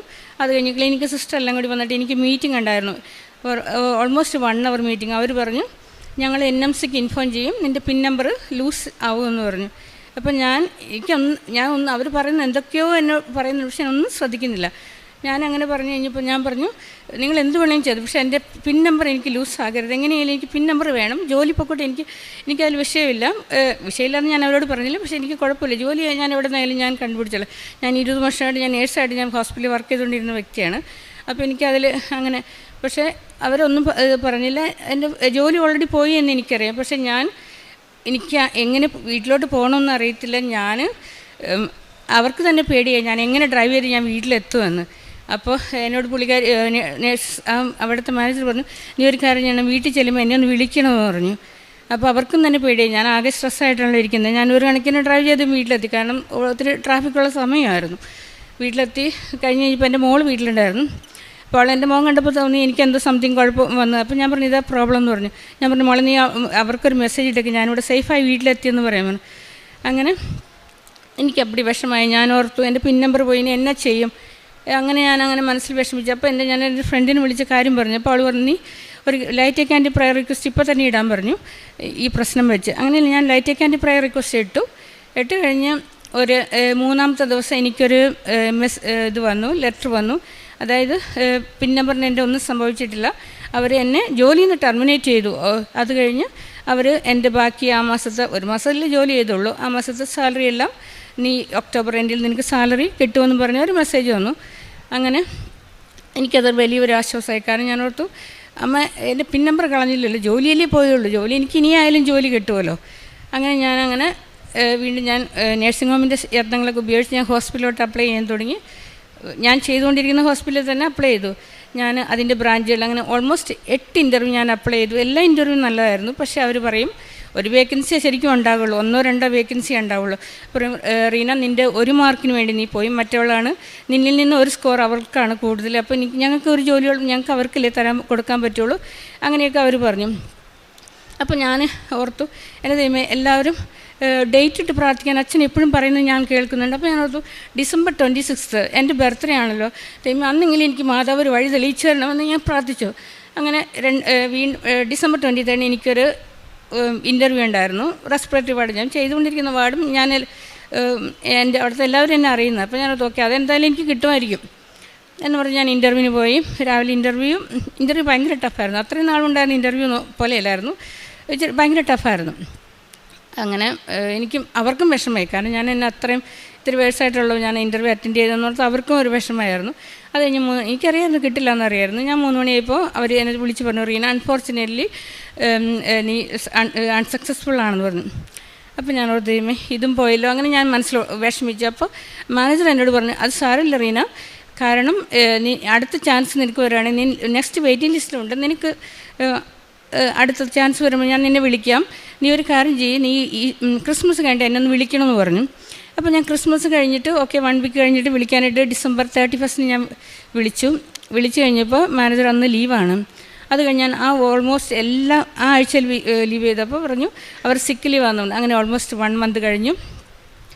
അങ്ങനെ പിന്നെ ഒരു ഫെബ്രുവരിയിൽ ഞാൻ ഒരു ധ്യാനം കൂടിക്കൊണ്ടിരുന്നപ്പോൾ അച്ഛൻ പറഞ്ഞു ഈ 6-ാം തീയതി, അതായത് ഇനി February 6 ഈ 6-ാം തീയതിക്ക് ഉള്ളിൽ നിങ്ങളുടെ പ്രോബ്ലംസൊക്കെ സോൾവ് ആകും എന്നങ്ങനെ പറഞ്ഞു. അപ്പോൾ ഞാൻ ഓർത്തു ഓക്കെ എന്നാൽ 6-ാം തീയതി വെയിറ്റ് ചെയ്യാം. അങ്ങനെ 6-ാം തീയതി എനിക്കൊരു കോൾ വന്നു കോൾ വന്നല്ല, ഞാൻ ഹോസ്പിറ്റലിലോട്ട് വീണ്ടും വിളിച്ചു കഴിഞ്ഞപ്പോൾ മാനേജർ ഡ്യൂട്ടിക്ക് ജോയിൻ ചെയ്തു. അപ്പോൾ ഞാൻ പറഞ്ഞു, റോണി നീ എന്നോട് വിളിക്കാൻ പറഞ്ഞിട്ടുണ്ടായിരുന്നല്ലോ. ഓ സോറി, ഞാൻ അൺവെല്ലായിരുന്നു, അതുകൊണ്ട് ഞാൻ ലീവായിരുന്നു എന്ന് പറഞ്ഞു. അപ്പോൾ ഞാൻ പറഞ്ഞു, ഞാൻ എന്താ നീ വരണ്ടേന്ന് ചോദിച്ചു. അപ്പോൾ എന്നെ കാണുമെന്നാണ് പറഞ്ഞു, പേഴ്സണലി കാണുമെന്ന് പറഞ്ഞിട്ടുണ്ടായിരുന്നു. അപ്പം ഞാൻ പുള്ളിക്കാരി പറഞ്ഞു 13th എൻ്റെ മാനേജേഴ്സ് ഡേ ആണ്, നീ അന്ന് വന്ന് എന്നെ കാണണമെന്ന് പറഞ്ഞു. അപ്പോൾ പുള്ളിക്കാരി എൻ്റെ പണ്ട് കഴിഞ്ഞ ഇൻ്റർവ്യൂവിൻ്റെ പേപ്പേഴ്സ് എല്ലാം കൊണ്ടുവന്ന് എന്നോട് വീണ്ടും ഒന്നും കൂടി ഇൻ്റർവ്യൂ ചെയ്തു. അപ്പോൾ ഞാൻ ഓൾറെഡി ആ ഇൻ്റർവ്യൂവിൽ ഞാൻ തെറ്റായ ക്വസ്റ്റ്യൻസ് എല്ലാം ഞാൻ നല്ലപോലെ പ്രിപ്പയർ ചെയ്തിട്ടാണ് ഞാൻ പോയിരുന്നത്. അപ്പോൾ ഞാൻ എല്ലാം നല്ലപോലെ തന്നെ പറഞ്ഞിരുന്നു. അപ്പോൾ അവരെന്നോട് ചോദിച്ചു, നീ എന്തുകൊണ്ട് അന്ന് ഇൻ്റർവ്യൂവിന് ഇതുപോലെ പെർഫോം ചെയ്തില്ലായിരുന്നു എന്ന് ചോദിച്ചു. അപ്പം ഞാൻ പറഞ്ഞു, അന്ന് എനിക്കിത്തിരി പേടിയുണ്ടായിരുന്നു, അതുകൊണ്ടാണെന്ന് പറഞ്ഞു. Anyway okay. അപ്പോൾ പുള്ളിക്കാരി അന്ന് എന്നോടൊന്നും പറഞ്ഞില്ല, ഞാൻ സെലക്റ്റഡ് ആണോ ഒന്നൊന്നും പറഞ്ഞില്ല. Okay, I will let you know എന്നാണ് പറഞ്ഞത്. അത് കഴിഞ്ഞ് ഒരാഴ്ച കഴിഞ്ഞപ്പോൾ ഞാനങ്ങനെ വെയിറ്റ് ചെയ്തുകൊണ്ടിരുന്നു. ഒരാഴ്ച കഴിഞ്ഞപ്പോൾ അതിനിടയ്ക്ക് എനിക്ക് വേറൊരു ഇൻ്റർവ്യൂ വന്നായിരുന്നു കമ്മ്യൂണിറ്റി ഹോസ്പിറ്റലിൽ. അവിടെ എനിക്ക് സെലക്ഷൻ ഉണ്ടായിരുന്നു. അപ്പോൾ അങ്ങനെ ഒരു ദിവസം ഒരാഴ്ച കഴിഞ്ഞപ്പോൾ അവർ വീണ്ടും എന്നെ വിളിച്ചിട്ട് പറഞ്ഞു, റീന നീ ഇപ്പോഴും ജോബിന് വേണ്ടി വെയിറ്റ് ചെയ്യുവാണോ, യു ആർ സെലക്റ്റഡ്, നീ ഞങ്ങളുടെ വാർഡിലോട്ട് വെൽക്കം ടു വാർഡ് 70 എന്ന് പറഞ്ഞു. അത് റെസ്പിറേറ്ററി വാർഡാണ്, എൻ്റെ ഇഷ്ടമുള്ള വാർഡുമാണ്. അപ്പോൾ എനിക്ക് ഒത്തിരി സന്തോഷമായി. അങ്ങനെ എനിക്ക് ആ ജോലി കിട്ടി. അപ്പോൾ പിന്നെ റെഫറൻസിന് കുറച്ചും കൂടി പ്രശ്നങ്ങളൊക്കെ ഉണ്ടായിരുന്നു. ഞാൻ ഏജൻസി വർക്ക് ചെയ്തുകൊണ്ട് ആ ഏജൻസി ഓൾറെഡി അവിടെ നിന്ന് പോയായിരുന്നു. എനിവേ അവരെൻ്റെ പ്രീവിയസ് ആൾക്കാരുടെ റെഫറൻസും ഒക്കെ അവർ അക്സെപ്റ്റ് ചെയ്തു. എനിവേ ഞാൻ ആ ജോലിയിൽ കയറി. ഇപ്പോൾ കുഴപ്പമൊന്നുമില്ലാതെ ഞാൻ ഭംഗിയായിട്ട് പോകുന്നു, ഞാൻ ഹാപ്പിയാണ്. പക്ഷേ ആ ജോലി ഇല്ലാത്ത സമയത്ത് ഞാൻ മാനസികമായിട്ട് ഒത്തിരി തളർന്നിരുന്നു. എന്നും ഞാൻ ഒരിക്കലും ഒത്തിരി പ്രാർത്ഥിക്കാറൊന്നുമില്ല. ഞാൻ 5 മണിക്ക് 5:30 എഴുന്നേറ്റ് പ്രാർത്ഥിച്ച് കഴിഞ്ഞു ഏകദേശം ഒരു 1.5 മണിക്കൂർ പ്രാർത്ഥന, ഒരു 4 കൊന്ത എത്തിയും. പിന്നെ പിള്ളേർ, എൻ്റെ മക്കൾ 2 പേരും ഡോക്ടേഴ്സാണ്, അവരൊക്കെ ഡ്യൂട്ടിക്ക് പോകും. ഹസ്ബൻഡാണെങ്കിൽ രാവിലെ ബിസിനസ്സാണ്, പുള്ളി വീട്ടിൽ നിന്ന് പോകും. അപ്പോൾ കഴിഞ്ഞ് പിന്നെ ഉറക്കത്തിൽ പിന്നെ കരഞ്ഞാണ് പിന്നത്തെ എൻ്റെ പ്രാർത്ഥന. അങ്ങനെ അവരൊക്കെ എനിക്ക് ഒത്തിരി സപ്പോർട്ടായിരുന്നു. അവരെന്നോട് എപ്പോഴും ചോദിക്കും, മമ്മി എന്തിനൊക്കെ അറിയുന്നത്, മമ്മിക്ക് ഫൈനാൻഷ്യലായിട്ട് മമ്മി ഇതല്ലേ, പിന്നെ എന്തിനാ ഇത്ര പേടിക്കുന്നത്, ജോലി സാരമില്ല, ഇത്രയ്ക്ക് പ്രായമായില്ലേ, മമ്മി ഇത്രയും നാൾ ജോലി ചെയ്തു, ഇത്ര ഞങ്ങളെ വളർത്തി നല്ല നിലയിലാക്കി, ഇനി എന്തിനാ പേടിക്കുന്നത് എന്നൊക്കെ പറഞ്ഞ് അവരെന്നെ ഒത്തിരി സപ്പോർട്ട് ചെയ്യുമായിരുന്നു. പക്ഷേ എന്നാലും എനിക്ക് ജോലിയില്ലാതെ ഇരിക്കാൻ പറ്റത്തില്ല. എനിക്ക് 18 വയസ്സിൽ ഞാൻ നേഴ്സിങ്ങിന് പോയത്, ഇന്ന് വരെ ഞാൻ ജോലിയില്ലാതെ ഇരുന്നിട്ടില്ല. എനിക്ക് ഞാൻ പറഞ്ഞില്ല, ഒരു 2-3 മാസം ഞാൻ എങ്ങനെ കഴിഞ്ഞതെന്ന് അറിയത്തില്ല. എനിവേ ഇപ്പോൾ നല്ലൊരു ജോലി തന്നു ദൈവം എന്നെ, മാതാവ് എന്നെ അനുഗ്രഹിച്ചു. ഞങ്ങളുടെ വീട് 2018 വെള്ളപ്പൊക്കത്തിൽ ഒത്തിരി നാശമായി പോയായിരുന്നു. അപ്പോൾ ഞങ്ങൾ ഒരു വീടൊന്ന് പുതിയതൊന്ന് പണിയാൻ വേണ്ടി ഞങ്ങൾ കുറച്ച് സ്ഥലം വാങ്ങിയായിരുന്നു. പക്ഷേ അപ്പോഴേക്കും കേരളിൻ്റെ പ്രശ്നങ്ങളും കോവിഡും ഒക്കെ വന്ന് ഞങ്ങൾക്ക് ആ വീട് പണിയാൻ സാധിച്ചില്ല. അപ്പോൾ ഞാൻ ഈ 2024 ഞാൻ ഉടമ്പടി എടുക്കാൻ വന്ന സമയത്ത് ഞാനിങ്ങനെ പറഞ്ഞിരുന്നു, ഞങ്ങൾക്കൊരു വീടിൻ്റെ കാര്യം ഞാൻ അതിൽ മെൻഷൻ ചെയ്തിരുന്നു. അപ്പോൾ ഞങ്ങളുടെ പഴയ വീട് തന്നെ ഞങ്ങൾക്ക് പുതുക്കി പണിത് ഞങ്ങളതിൻ്റെ ഹൗസ് വാമിങ് കഴിഞ്ഞ 2025 ജൂൺ 30 നടത്താൻ ഞങ്ങൾക്ക് സാധിച്ചു. പരിശുദ്ധ അമ്മയ്ക്കും തിരുക്കുമാരനും 1000 നന്ദി. പ്രേക്ഷിത പ്രവർത്തനം എന്ന് പറഞ്ഞാൽ ഞങ്ങളിവിടെ വരുന്ന പേപ്പേഴ്സ്, ഇവിടുന്ന് പത്രം വാങ്ങി ഞങ്ങളത് എൻ്റെ ഫ്രണ്ട്സിനും ഒക്കെ പള്ളിയിലൊക്കെ ഞാൻ കൊടുക്കാറുണ്ട്. പിന്നെ കാരുണ്യ പ്രവർത്തികൾ എന്ന് പറഞ്ഞിട്ടുണ്ടെങ്കിൽ എൻ്റെ അടുത്ത് ആര് സഹായം അപേക്ഷിച്ച് വന്നാലും ഞാൻ ഒരിക്കലും അവരെ നിരാശരാക്കാറില്ല. ഞാൻ എന്നെ കൊണ്ടാകുന്നതൊക്കെ ഞാൻ സഹായം കൊടുക്കാറുണ്ട്. പിന്നെ 2 പിള്ളേരെ ഞങ്ങൾ വീട്ടിൽ നിന്ന് ഞങ്ങൾ പഠിപ്പിക്കുന്നുണ്ട്, നേഴ്സിംഗ് സ്റ്റുഡൻസിനെ. പിന്നെ ഇപ്പോഴാണെങ്കിൽ ഒരു വീട് പണിക്കൊരു ഒരാൾക്കാർ ഞങ്ങൾ ഇത് ചെയ്തിട്ട് ഞങ്ങൾ ആ വീടിൻ്റെ ബാക്കിയുള്ള കമ്പിയും സിമെൻറ്റും ഞങ്ങളാണ് വീടിൽ നിന്ന് അവർക്ക് സ്പോൺസർ ചെയ്ത് കൊടുത്ത് പള്ളി ഇടപെട്ടാണ് അങ്ങനെ ചെയ്തത്. പിന്നെ ആധ്യാത്മികമായിട്ടെന്ന് പറയുകയാണെങ്കിൽ ഞാൻ പണ്ട് പ്രാർത്ഥന എന്ന് വെച്ചാൽ ഒരു കൊന്ത ഉണ്ടായിരുന്നുള്ളൂ, കുടുംബ പ്രാർത്ഥനയിൽ ഒരു കൊന്ത, അല്ലാതെ ഞാൻ വേറൊരു കൊന്ത എത്തിക്കാറില്ല. പള്ളിയിൽ ഞാൻ ഫ്രീ ആയിരിക്കുമ്പോഴൊക്കെ ഞാൻ പോകും. പിന്നെ ഇപ്പം ആണെങ്കിൽ ഒരു 2-3 കൊന്ത എന്തായാലും എത്തിക്കും. പരിശുദ്ധമായ അൾത്താരയിൽ വന്ന് അമ്മയുടെ പ്രത്യക്ഷീകരണത്തിൻ്റെ സാക്ഷിയാക്കി എന്നെ ഉയർത്തുവാൻ അമ്മയും തിരുക്കുമാരനും എന്നെ ഇടവരുത്തതിന് ആദ്യമായി തന്നെ അമ്മയ്ക്കും തിരുക്കുമാരനും കോടാനുകൂടി നന്ദി പറയുന്നു. എൻ്റെ പേര് ഷീന ജയ്. ഞാൻ എറണാകുളം അങ്കമാലി അതിരൂപത കാലടി മങ്കുടി ചേരാനെല്ലൂർ ഹോളി ഫാമിലി ചർച്ചിൽ നിന്ന് വരുന്നു. ഞാൻ അയർലൻഡിൽ ഒരു ഹെൽത്ത് കെയർ അസിസ്റ്റൻ്റായിട്ട് വർക്ക് ചെയ്യുന്നു. ആദ്യമായി ഞാൻ ഉടമ്പടി എടുത്തത് 2022 ഡിസംബർ മാസം 10-ാം തീയതി. ഞാൻ ഉടമ്പടി എടുത്ത സമയത്ത് അയർലൻഡിലോട്ട് പോകാനുള്ള എൻ്റെ പേപ്പർ വർക്ക്സൊക്കെ തുടങ്ങിയ സമയമായിരുന്നു. ഞാൻ പ്രതീക്ഷിക്കാത്ത സമയത്താണ് ഞാൻ അയർലൻഡിലോട്ട് പോയിരുന്നത്. കാരണം എനിക്ക് പുറത്തു പോകാനുള്ളൊരു താല്പര്യമൊന്നും ഇല്ലാതിരുന്നൊരു സാഹചര്യത്തിൽ എനിക്കൊരു സാഹചര്യം ഒരുങ്ങി വരികയും ഞാൻ വിതിൻ 3 months എൻ്റെ പേപ്പർ വർക്ക്സ് എല്ലാം റെഡി ആവുകയും ഞാൻ അയർലൻഡിലോട്ട് പോവുകയും ചെയ്തു. അവിടെ വെച്ച് ആഫ്റ്റർ 2 years സാധാരണയായി നമ്മുടെ വർക്ക് പെർമിറ്റ് റിന്യൂ ചെയ്യണം. ആ റിന്യൂ ചെയ്യുന്ന സമയത്ത് നമ്മൾ സബ്മിറ്റ് ചെയ്ത് കഴിഞ്ഞാൽ, റിന്യൂവൽ ആപ്ലിക്കേഷൻ സബ്മിറ്റ് ചെയ്ത് കഴിഞ്ഞാൽ 1 മാസത്തിനകം അത് റിന്യൂവൽ ചെയ്തു വരും. പക്ഷേ ഞങ്ങളുടെ ഒരു 8 പേരെ ഞങ്ങൾ സബ്മിറ്റ് ചെയ്ത് കഴിഞ്ഞപ്പോൾ 1 മാസം കൊണ്ട് വരുന്നത് 2 മാസമായി, 3 മാസമായി, അങ്ങനെ 8 മാസം വരെ അത് കാലതാമസമായി. ഞങ്ങളുടെ വർക്ക് പെർമിറ്റിനെ ഡിപ്പെൻഡ് ചെയ്താണ് ഞങ്ങളുടെ വിസയും അതിൻ്റെ ബാക്കിയുള്ള കാര്യങ്ങളും. വർക്ക് പെർമിറ്റ് ഇല്ലാതെ നമുക്ക് വിസ അവിടെ റിന്യൂ ചെയ്ത് കിട്ടില്ല. എൻ്റെ ഈ സാഹചര്യത്തിൽ എൻ്റെ പാസ്പോർട്ടും എക്സ്പയറി ആയി. അപ്പോൾ ഇതെല്ലാം അവിടുത്തെ എൻ്റെ ആ സ്റ്റാറ്റസിനെ ബാധിച്ചിരുന്നു. അപ്പോൾ ഞാൻ മാതാവിനോട് എന്നും ഉടമ്പടി പ്രാർത്ഥനയും ഉടമ്പടി ധ്യാനവും ഒക്കെ കൂടുമ്പോൾ മാതാവിനോട് എന്നും ഞാൻ പ്രാർത്ഥിക്കുമായിരുന്നു, എൻ്റെ കാര്യം ഒന്ന് നടത്തി തന്നെ എൻ്റെ ഒപ്പം സബ്മിറ്റ് ചെയ്ത വിസ തടസ്സം നേരിടുന്ന എല്ലാ മക്കളെയും ആ നിയമങ്ങളോട് ചേർത്ത് ഞാൻ പ്രാർത്ഥിക്കാറുണ്ടായിരുന്നു. ഒരു കുഴപ്പവുമില്ലാതെ എനിക്ക് കഴിഞ്ഞ ഓഗസ്റ്റ് 19 എൻ്റെ 8 മാസം എത്തി ഞങ്ങളുടെ ഹോൾഡ് ചെയ്ത് വെച്ചിരുന്ന എല്ലാവരെയും വിസ റിന്യൂ ചെയ്ത് വന്നു. അതേസമയം ഇൻ ബിറ്റ്വീൻ എൻ്റെ ജൂലൈ 16 എൻ്റെ പാസ്പോർട്ട് എക്സ്പയറി ആയിരുന്നു. പക്ഷേ നമ്മൾക്ക് prior to 3 months we have to renew that one.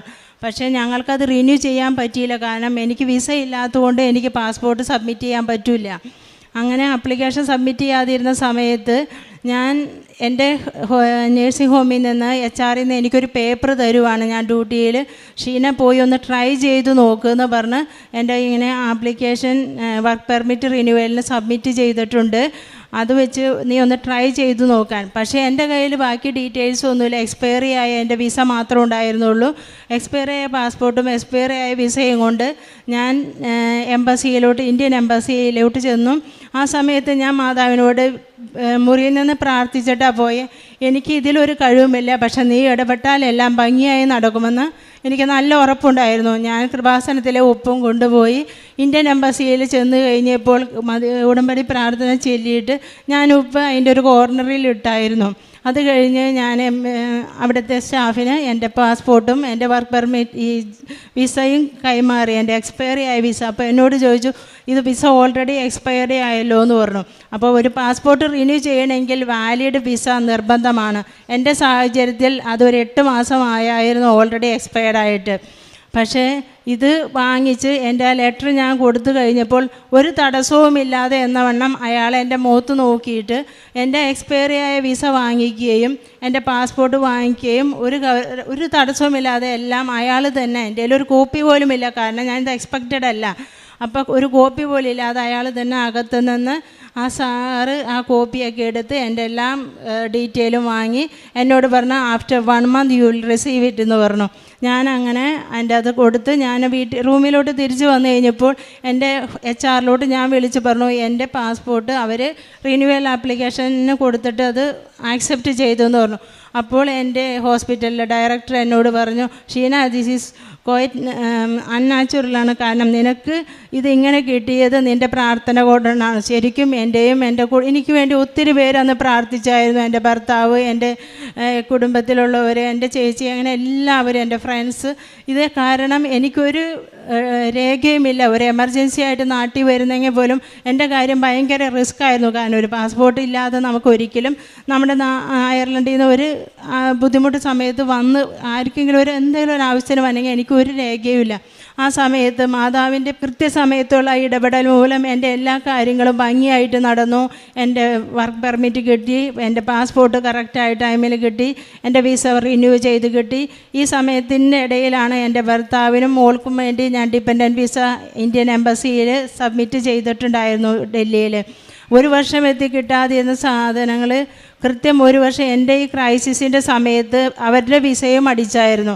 Visa അടിച്ചപ്പോൾ എനിക്ക് ടെൻഷനായി, ഇവർ വന്നാൽ എന്ത് ചെയ്യും? എനിക്ക് പാസ്പോർട്ട് എക്സ്പയറി, എൻ്റെ GNIB, എൻ്റെ എല്ലാ കാര്യങ്ങളും എക്സ്പയർ ആയ സമയത്ത് ഇവരെ ഞാൻ എങ്ങനെ കൊണ്ടുവരും?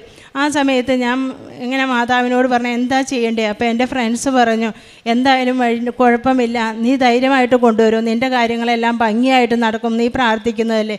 അങ്ങനെ ലാസ്റ്റ് മൂമെൻറ്റിൽ ഒരു ആഴ്ച ഹസ്ബൻഡിൻ്റെ വിസയൊക്കെ എക്സ്പയറി ആവേണ്ട ഒരു ആഴ്ചയ്ക്ക് ഉള്ളിൽ അവരെ ഞാൻ ഇങ്ങോട്ട് കൊണ്ടുവരികയും എൻ്റെ മോൾക്ക് ആ സമയം കൊണ്ട് അയർലൻഡിൽ ഒരു നല്ലൊരു യൂണിവേഴ്സിറ്റിയിൽ പഠിക്കാൻ ഒരു നേഴ്സിംഗ് പഠിക്കാനുള്ള ഒരു ഇത് മാതാവ് സാധാരണ ഓഗസ്റ്റ് അഡ്മിഷൻ തുടങ്ങുന്നത് ജനുവരിയിലെ പേപ്പർ വർക്ക്സ് കാര്യങ്ങളൊക്കെ തുടങ്ങണം. എൻ്റെ മോള് വെറും മെയ് മാസത്തിലാണ് ഇതിനെക്കുറിച്ച് ചിന്തിക്കേണ്ടതും ഈ പ്രശ്നങ്ങൾക്കെല്ലാം ഇടയിലൂടെ അതും കാര്യങ്ങളും ഭംഗിയായിട്ട് മാതാവ് നടത്തി തന്നു. ഇതെല്ലാം അമ്മ സമയബന്ധമായി എല്ലാ കാര്യങ്ങളും ഇടപെട്ട് അമ്മയുടെ മകനോട് പറഞ്ഞാൽ എന്ത് കാര്യവും സാധിക്കുമെന്നുള്ള ഉറപ്പായ വിശ്വാസമുണ്ട്. എന്നെ ധൈര്യപ്പെടുത്തുവാൻ എൻ്റെ ഭർത്താവിൻ്റെ പ്രാർത്ഥന എപ്പോഴും ഉണ്ടായിരുന്നു. എപ്പോഴും ഞാൻ എങ്ങനെയും സ്ട്രെസ്സായിട്ടിരിക്കുമ്പോൾ എൻ്റെ ഹസ്ബൻഡ് എന്നോട് പറയും നീ എന്തിനാ പേടിക്കുന്നത്, അമ്മയുടെ കാര്യങ്ങൾ നമ്മൾ ഏൽപ്പിച്ച് കൊടുത്തിട്ടുണ്ട്, സമയം പോലെ അമ്മ ആ നടത്തേണ്ട സമയത്ത് എല്ലാം ഭംഗിയായിട്ട് നടത്തി തരുമെന്ന് എന്നോട് പറയുമായിരുന്നു. ആ ഭർത്താവിൻ്റെ ഫുൾ സപ്പോർട്ട് എനിക്കുണ്ടായിരുന്നു. എല്ലാ കാര്യങ്ങളും അമ്മയുടെ മധ്യസ്ഥതയോടെ തിരുക്കുമാരൻ കറക്റ്റായി എല്ലാ ടൈമിങ്ങിലും നന്നു എല്ലാം നടത്തി തന്നു. അമ്മയ്ക്കും തിരുക്കുമാരനും കോടാനുകോടി നന്ദി പറയുന്നു. പിന്നെ പ്രേക്ഷിത പ്രവർത്തനമായിട്ട് ഞാൻ ചെയ്യുന്നത് ഇവിടെ വരുമ്പോൾ ഇവിടെ നിന്ന് പേപ്പറും വാങ്ങിക്കൊണ്ടുപോയി ഇംഗ്ലീഷും മലയാളമൊക്കെ അവിടെ കൊണ്ടുപോയി എല്ലാവർക്കും ഞങ്ങൾ കൊടുക്കാറുണ്ട്. പിന്നെ ആരൊക്കെ പ്രാർത്ഥന സഹായം ആവശ്യപ്പെട്ടാലും ഞാൻ അവർക്ക് വേണ്ടി പ്രാർത്ഥിക്കും. അവരോടൊക്കെ കൃപാസനത്തിലെ മാതാവിൻ്റെ അത്ഭുത ശക്തി ഞാൻ പറഞ്ഞ് അവരോട് പറയും ഒന്നുകൊണ്ടും പേടിക്കണ്ട, ഇവിടുന്ന് കാശ് രൂപമൊക്കെ വാങ്ങി ഞാൻ കൊണ്ടുപോകാറുണ്ട്, അവർക്കെല്ലാം ഞാൻ കൊടുക്കാറുണ്ട്. അവരെ പ്രാർത്ഥനയിൽ ഞാൻ അവരെ ഓർക്കാറുണ്ട്. പിന്നെ കാരുണ്യപ്രവർത്തികളായിട്ട് എന്നെക്കൊണ്ട് പറ്റുന്ന സഹായം ഞാൻ എല്ലാവർക്കും ചെയ്തു കൊടുക്കാറുണ്ട്. അത് ഓർഫണേജിനായാലും ഫുഡ് ഞാൻ ഇപ്പോൾ അവിടെ ആയതുകൊണ്ട് എനിക്ക് ഫുഡ് എനിക്ക് കൊടുക്കാം. അപ്പോൾ ഞാൻ അത് ആരെങ്കിലും ഏൽപ്പിച്ച് ഫുഡുകൾ ഞാൻ കൊടുക്കാൻ ട്രൈ ചെയ്യാറുണ്ട്. പിന്നെ എൻ്റെ കഴിവിനനുസരിച്ച് ഞാനും എൻ്റെ ഒരു ഫ്രണ്ടും കൂടി ഒരു നേഴ്സിംഗ് സ്റ്റുഡൻറ്റിനെ അവിടെ പഠിപ്പിക്കുന്നുണ്ട്. ഇവിടെ നാട്ടിൽ BSc നേഴ്സിംഗ് സ്റ്റുഡൻറ്റിനെ പഠിപ്പിക്കുന്നുണ്ട്. ഇങ്ങനെയൊക്കെ എൻ്റെ കാര്യങ്ങൾ ഞാൻ ഇങ്ങനെ ചെയ്തു. ഇത്രയൊക്കെ പ്രവൃത്തികൾ ഞാൻ ചെയ്യുന്നു.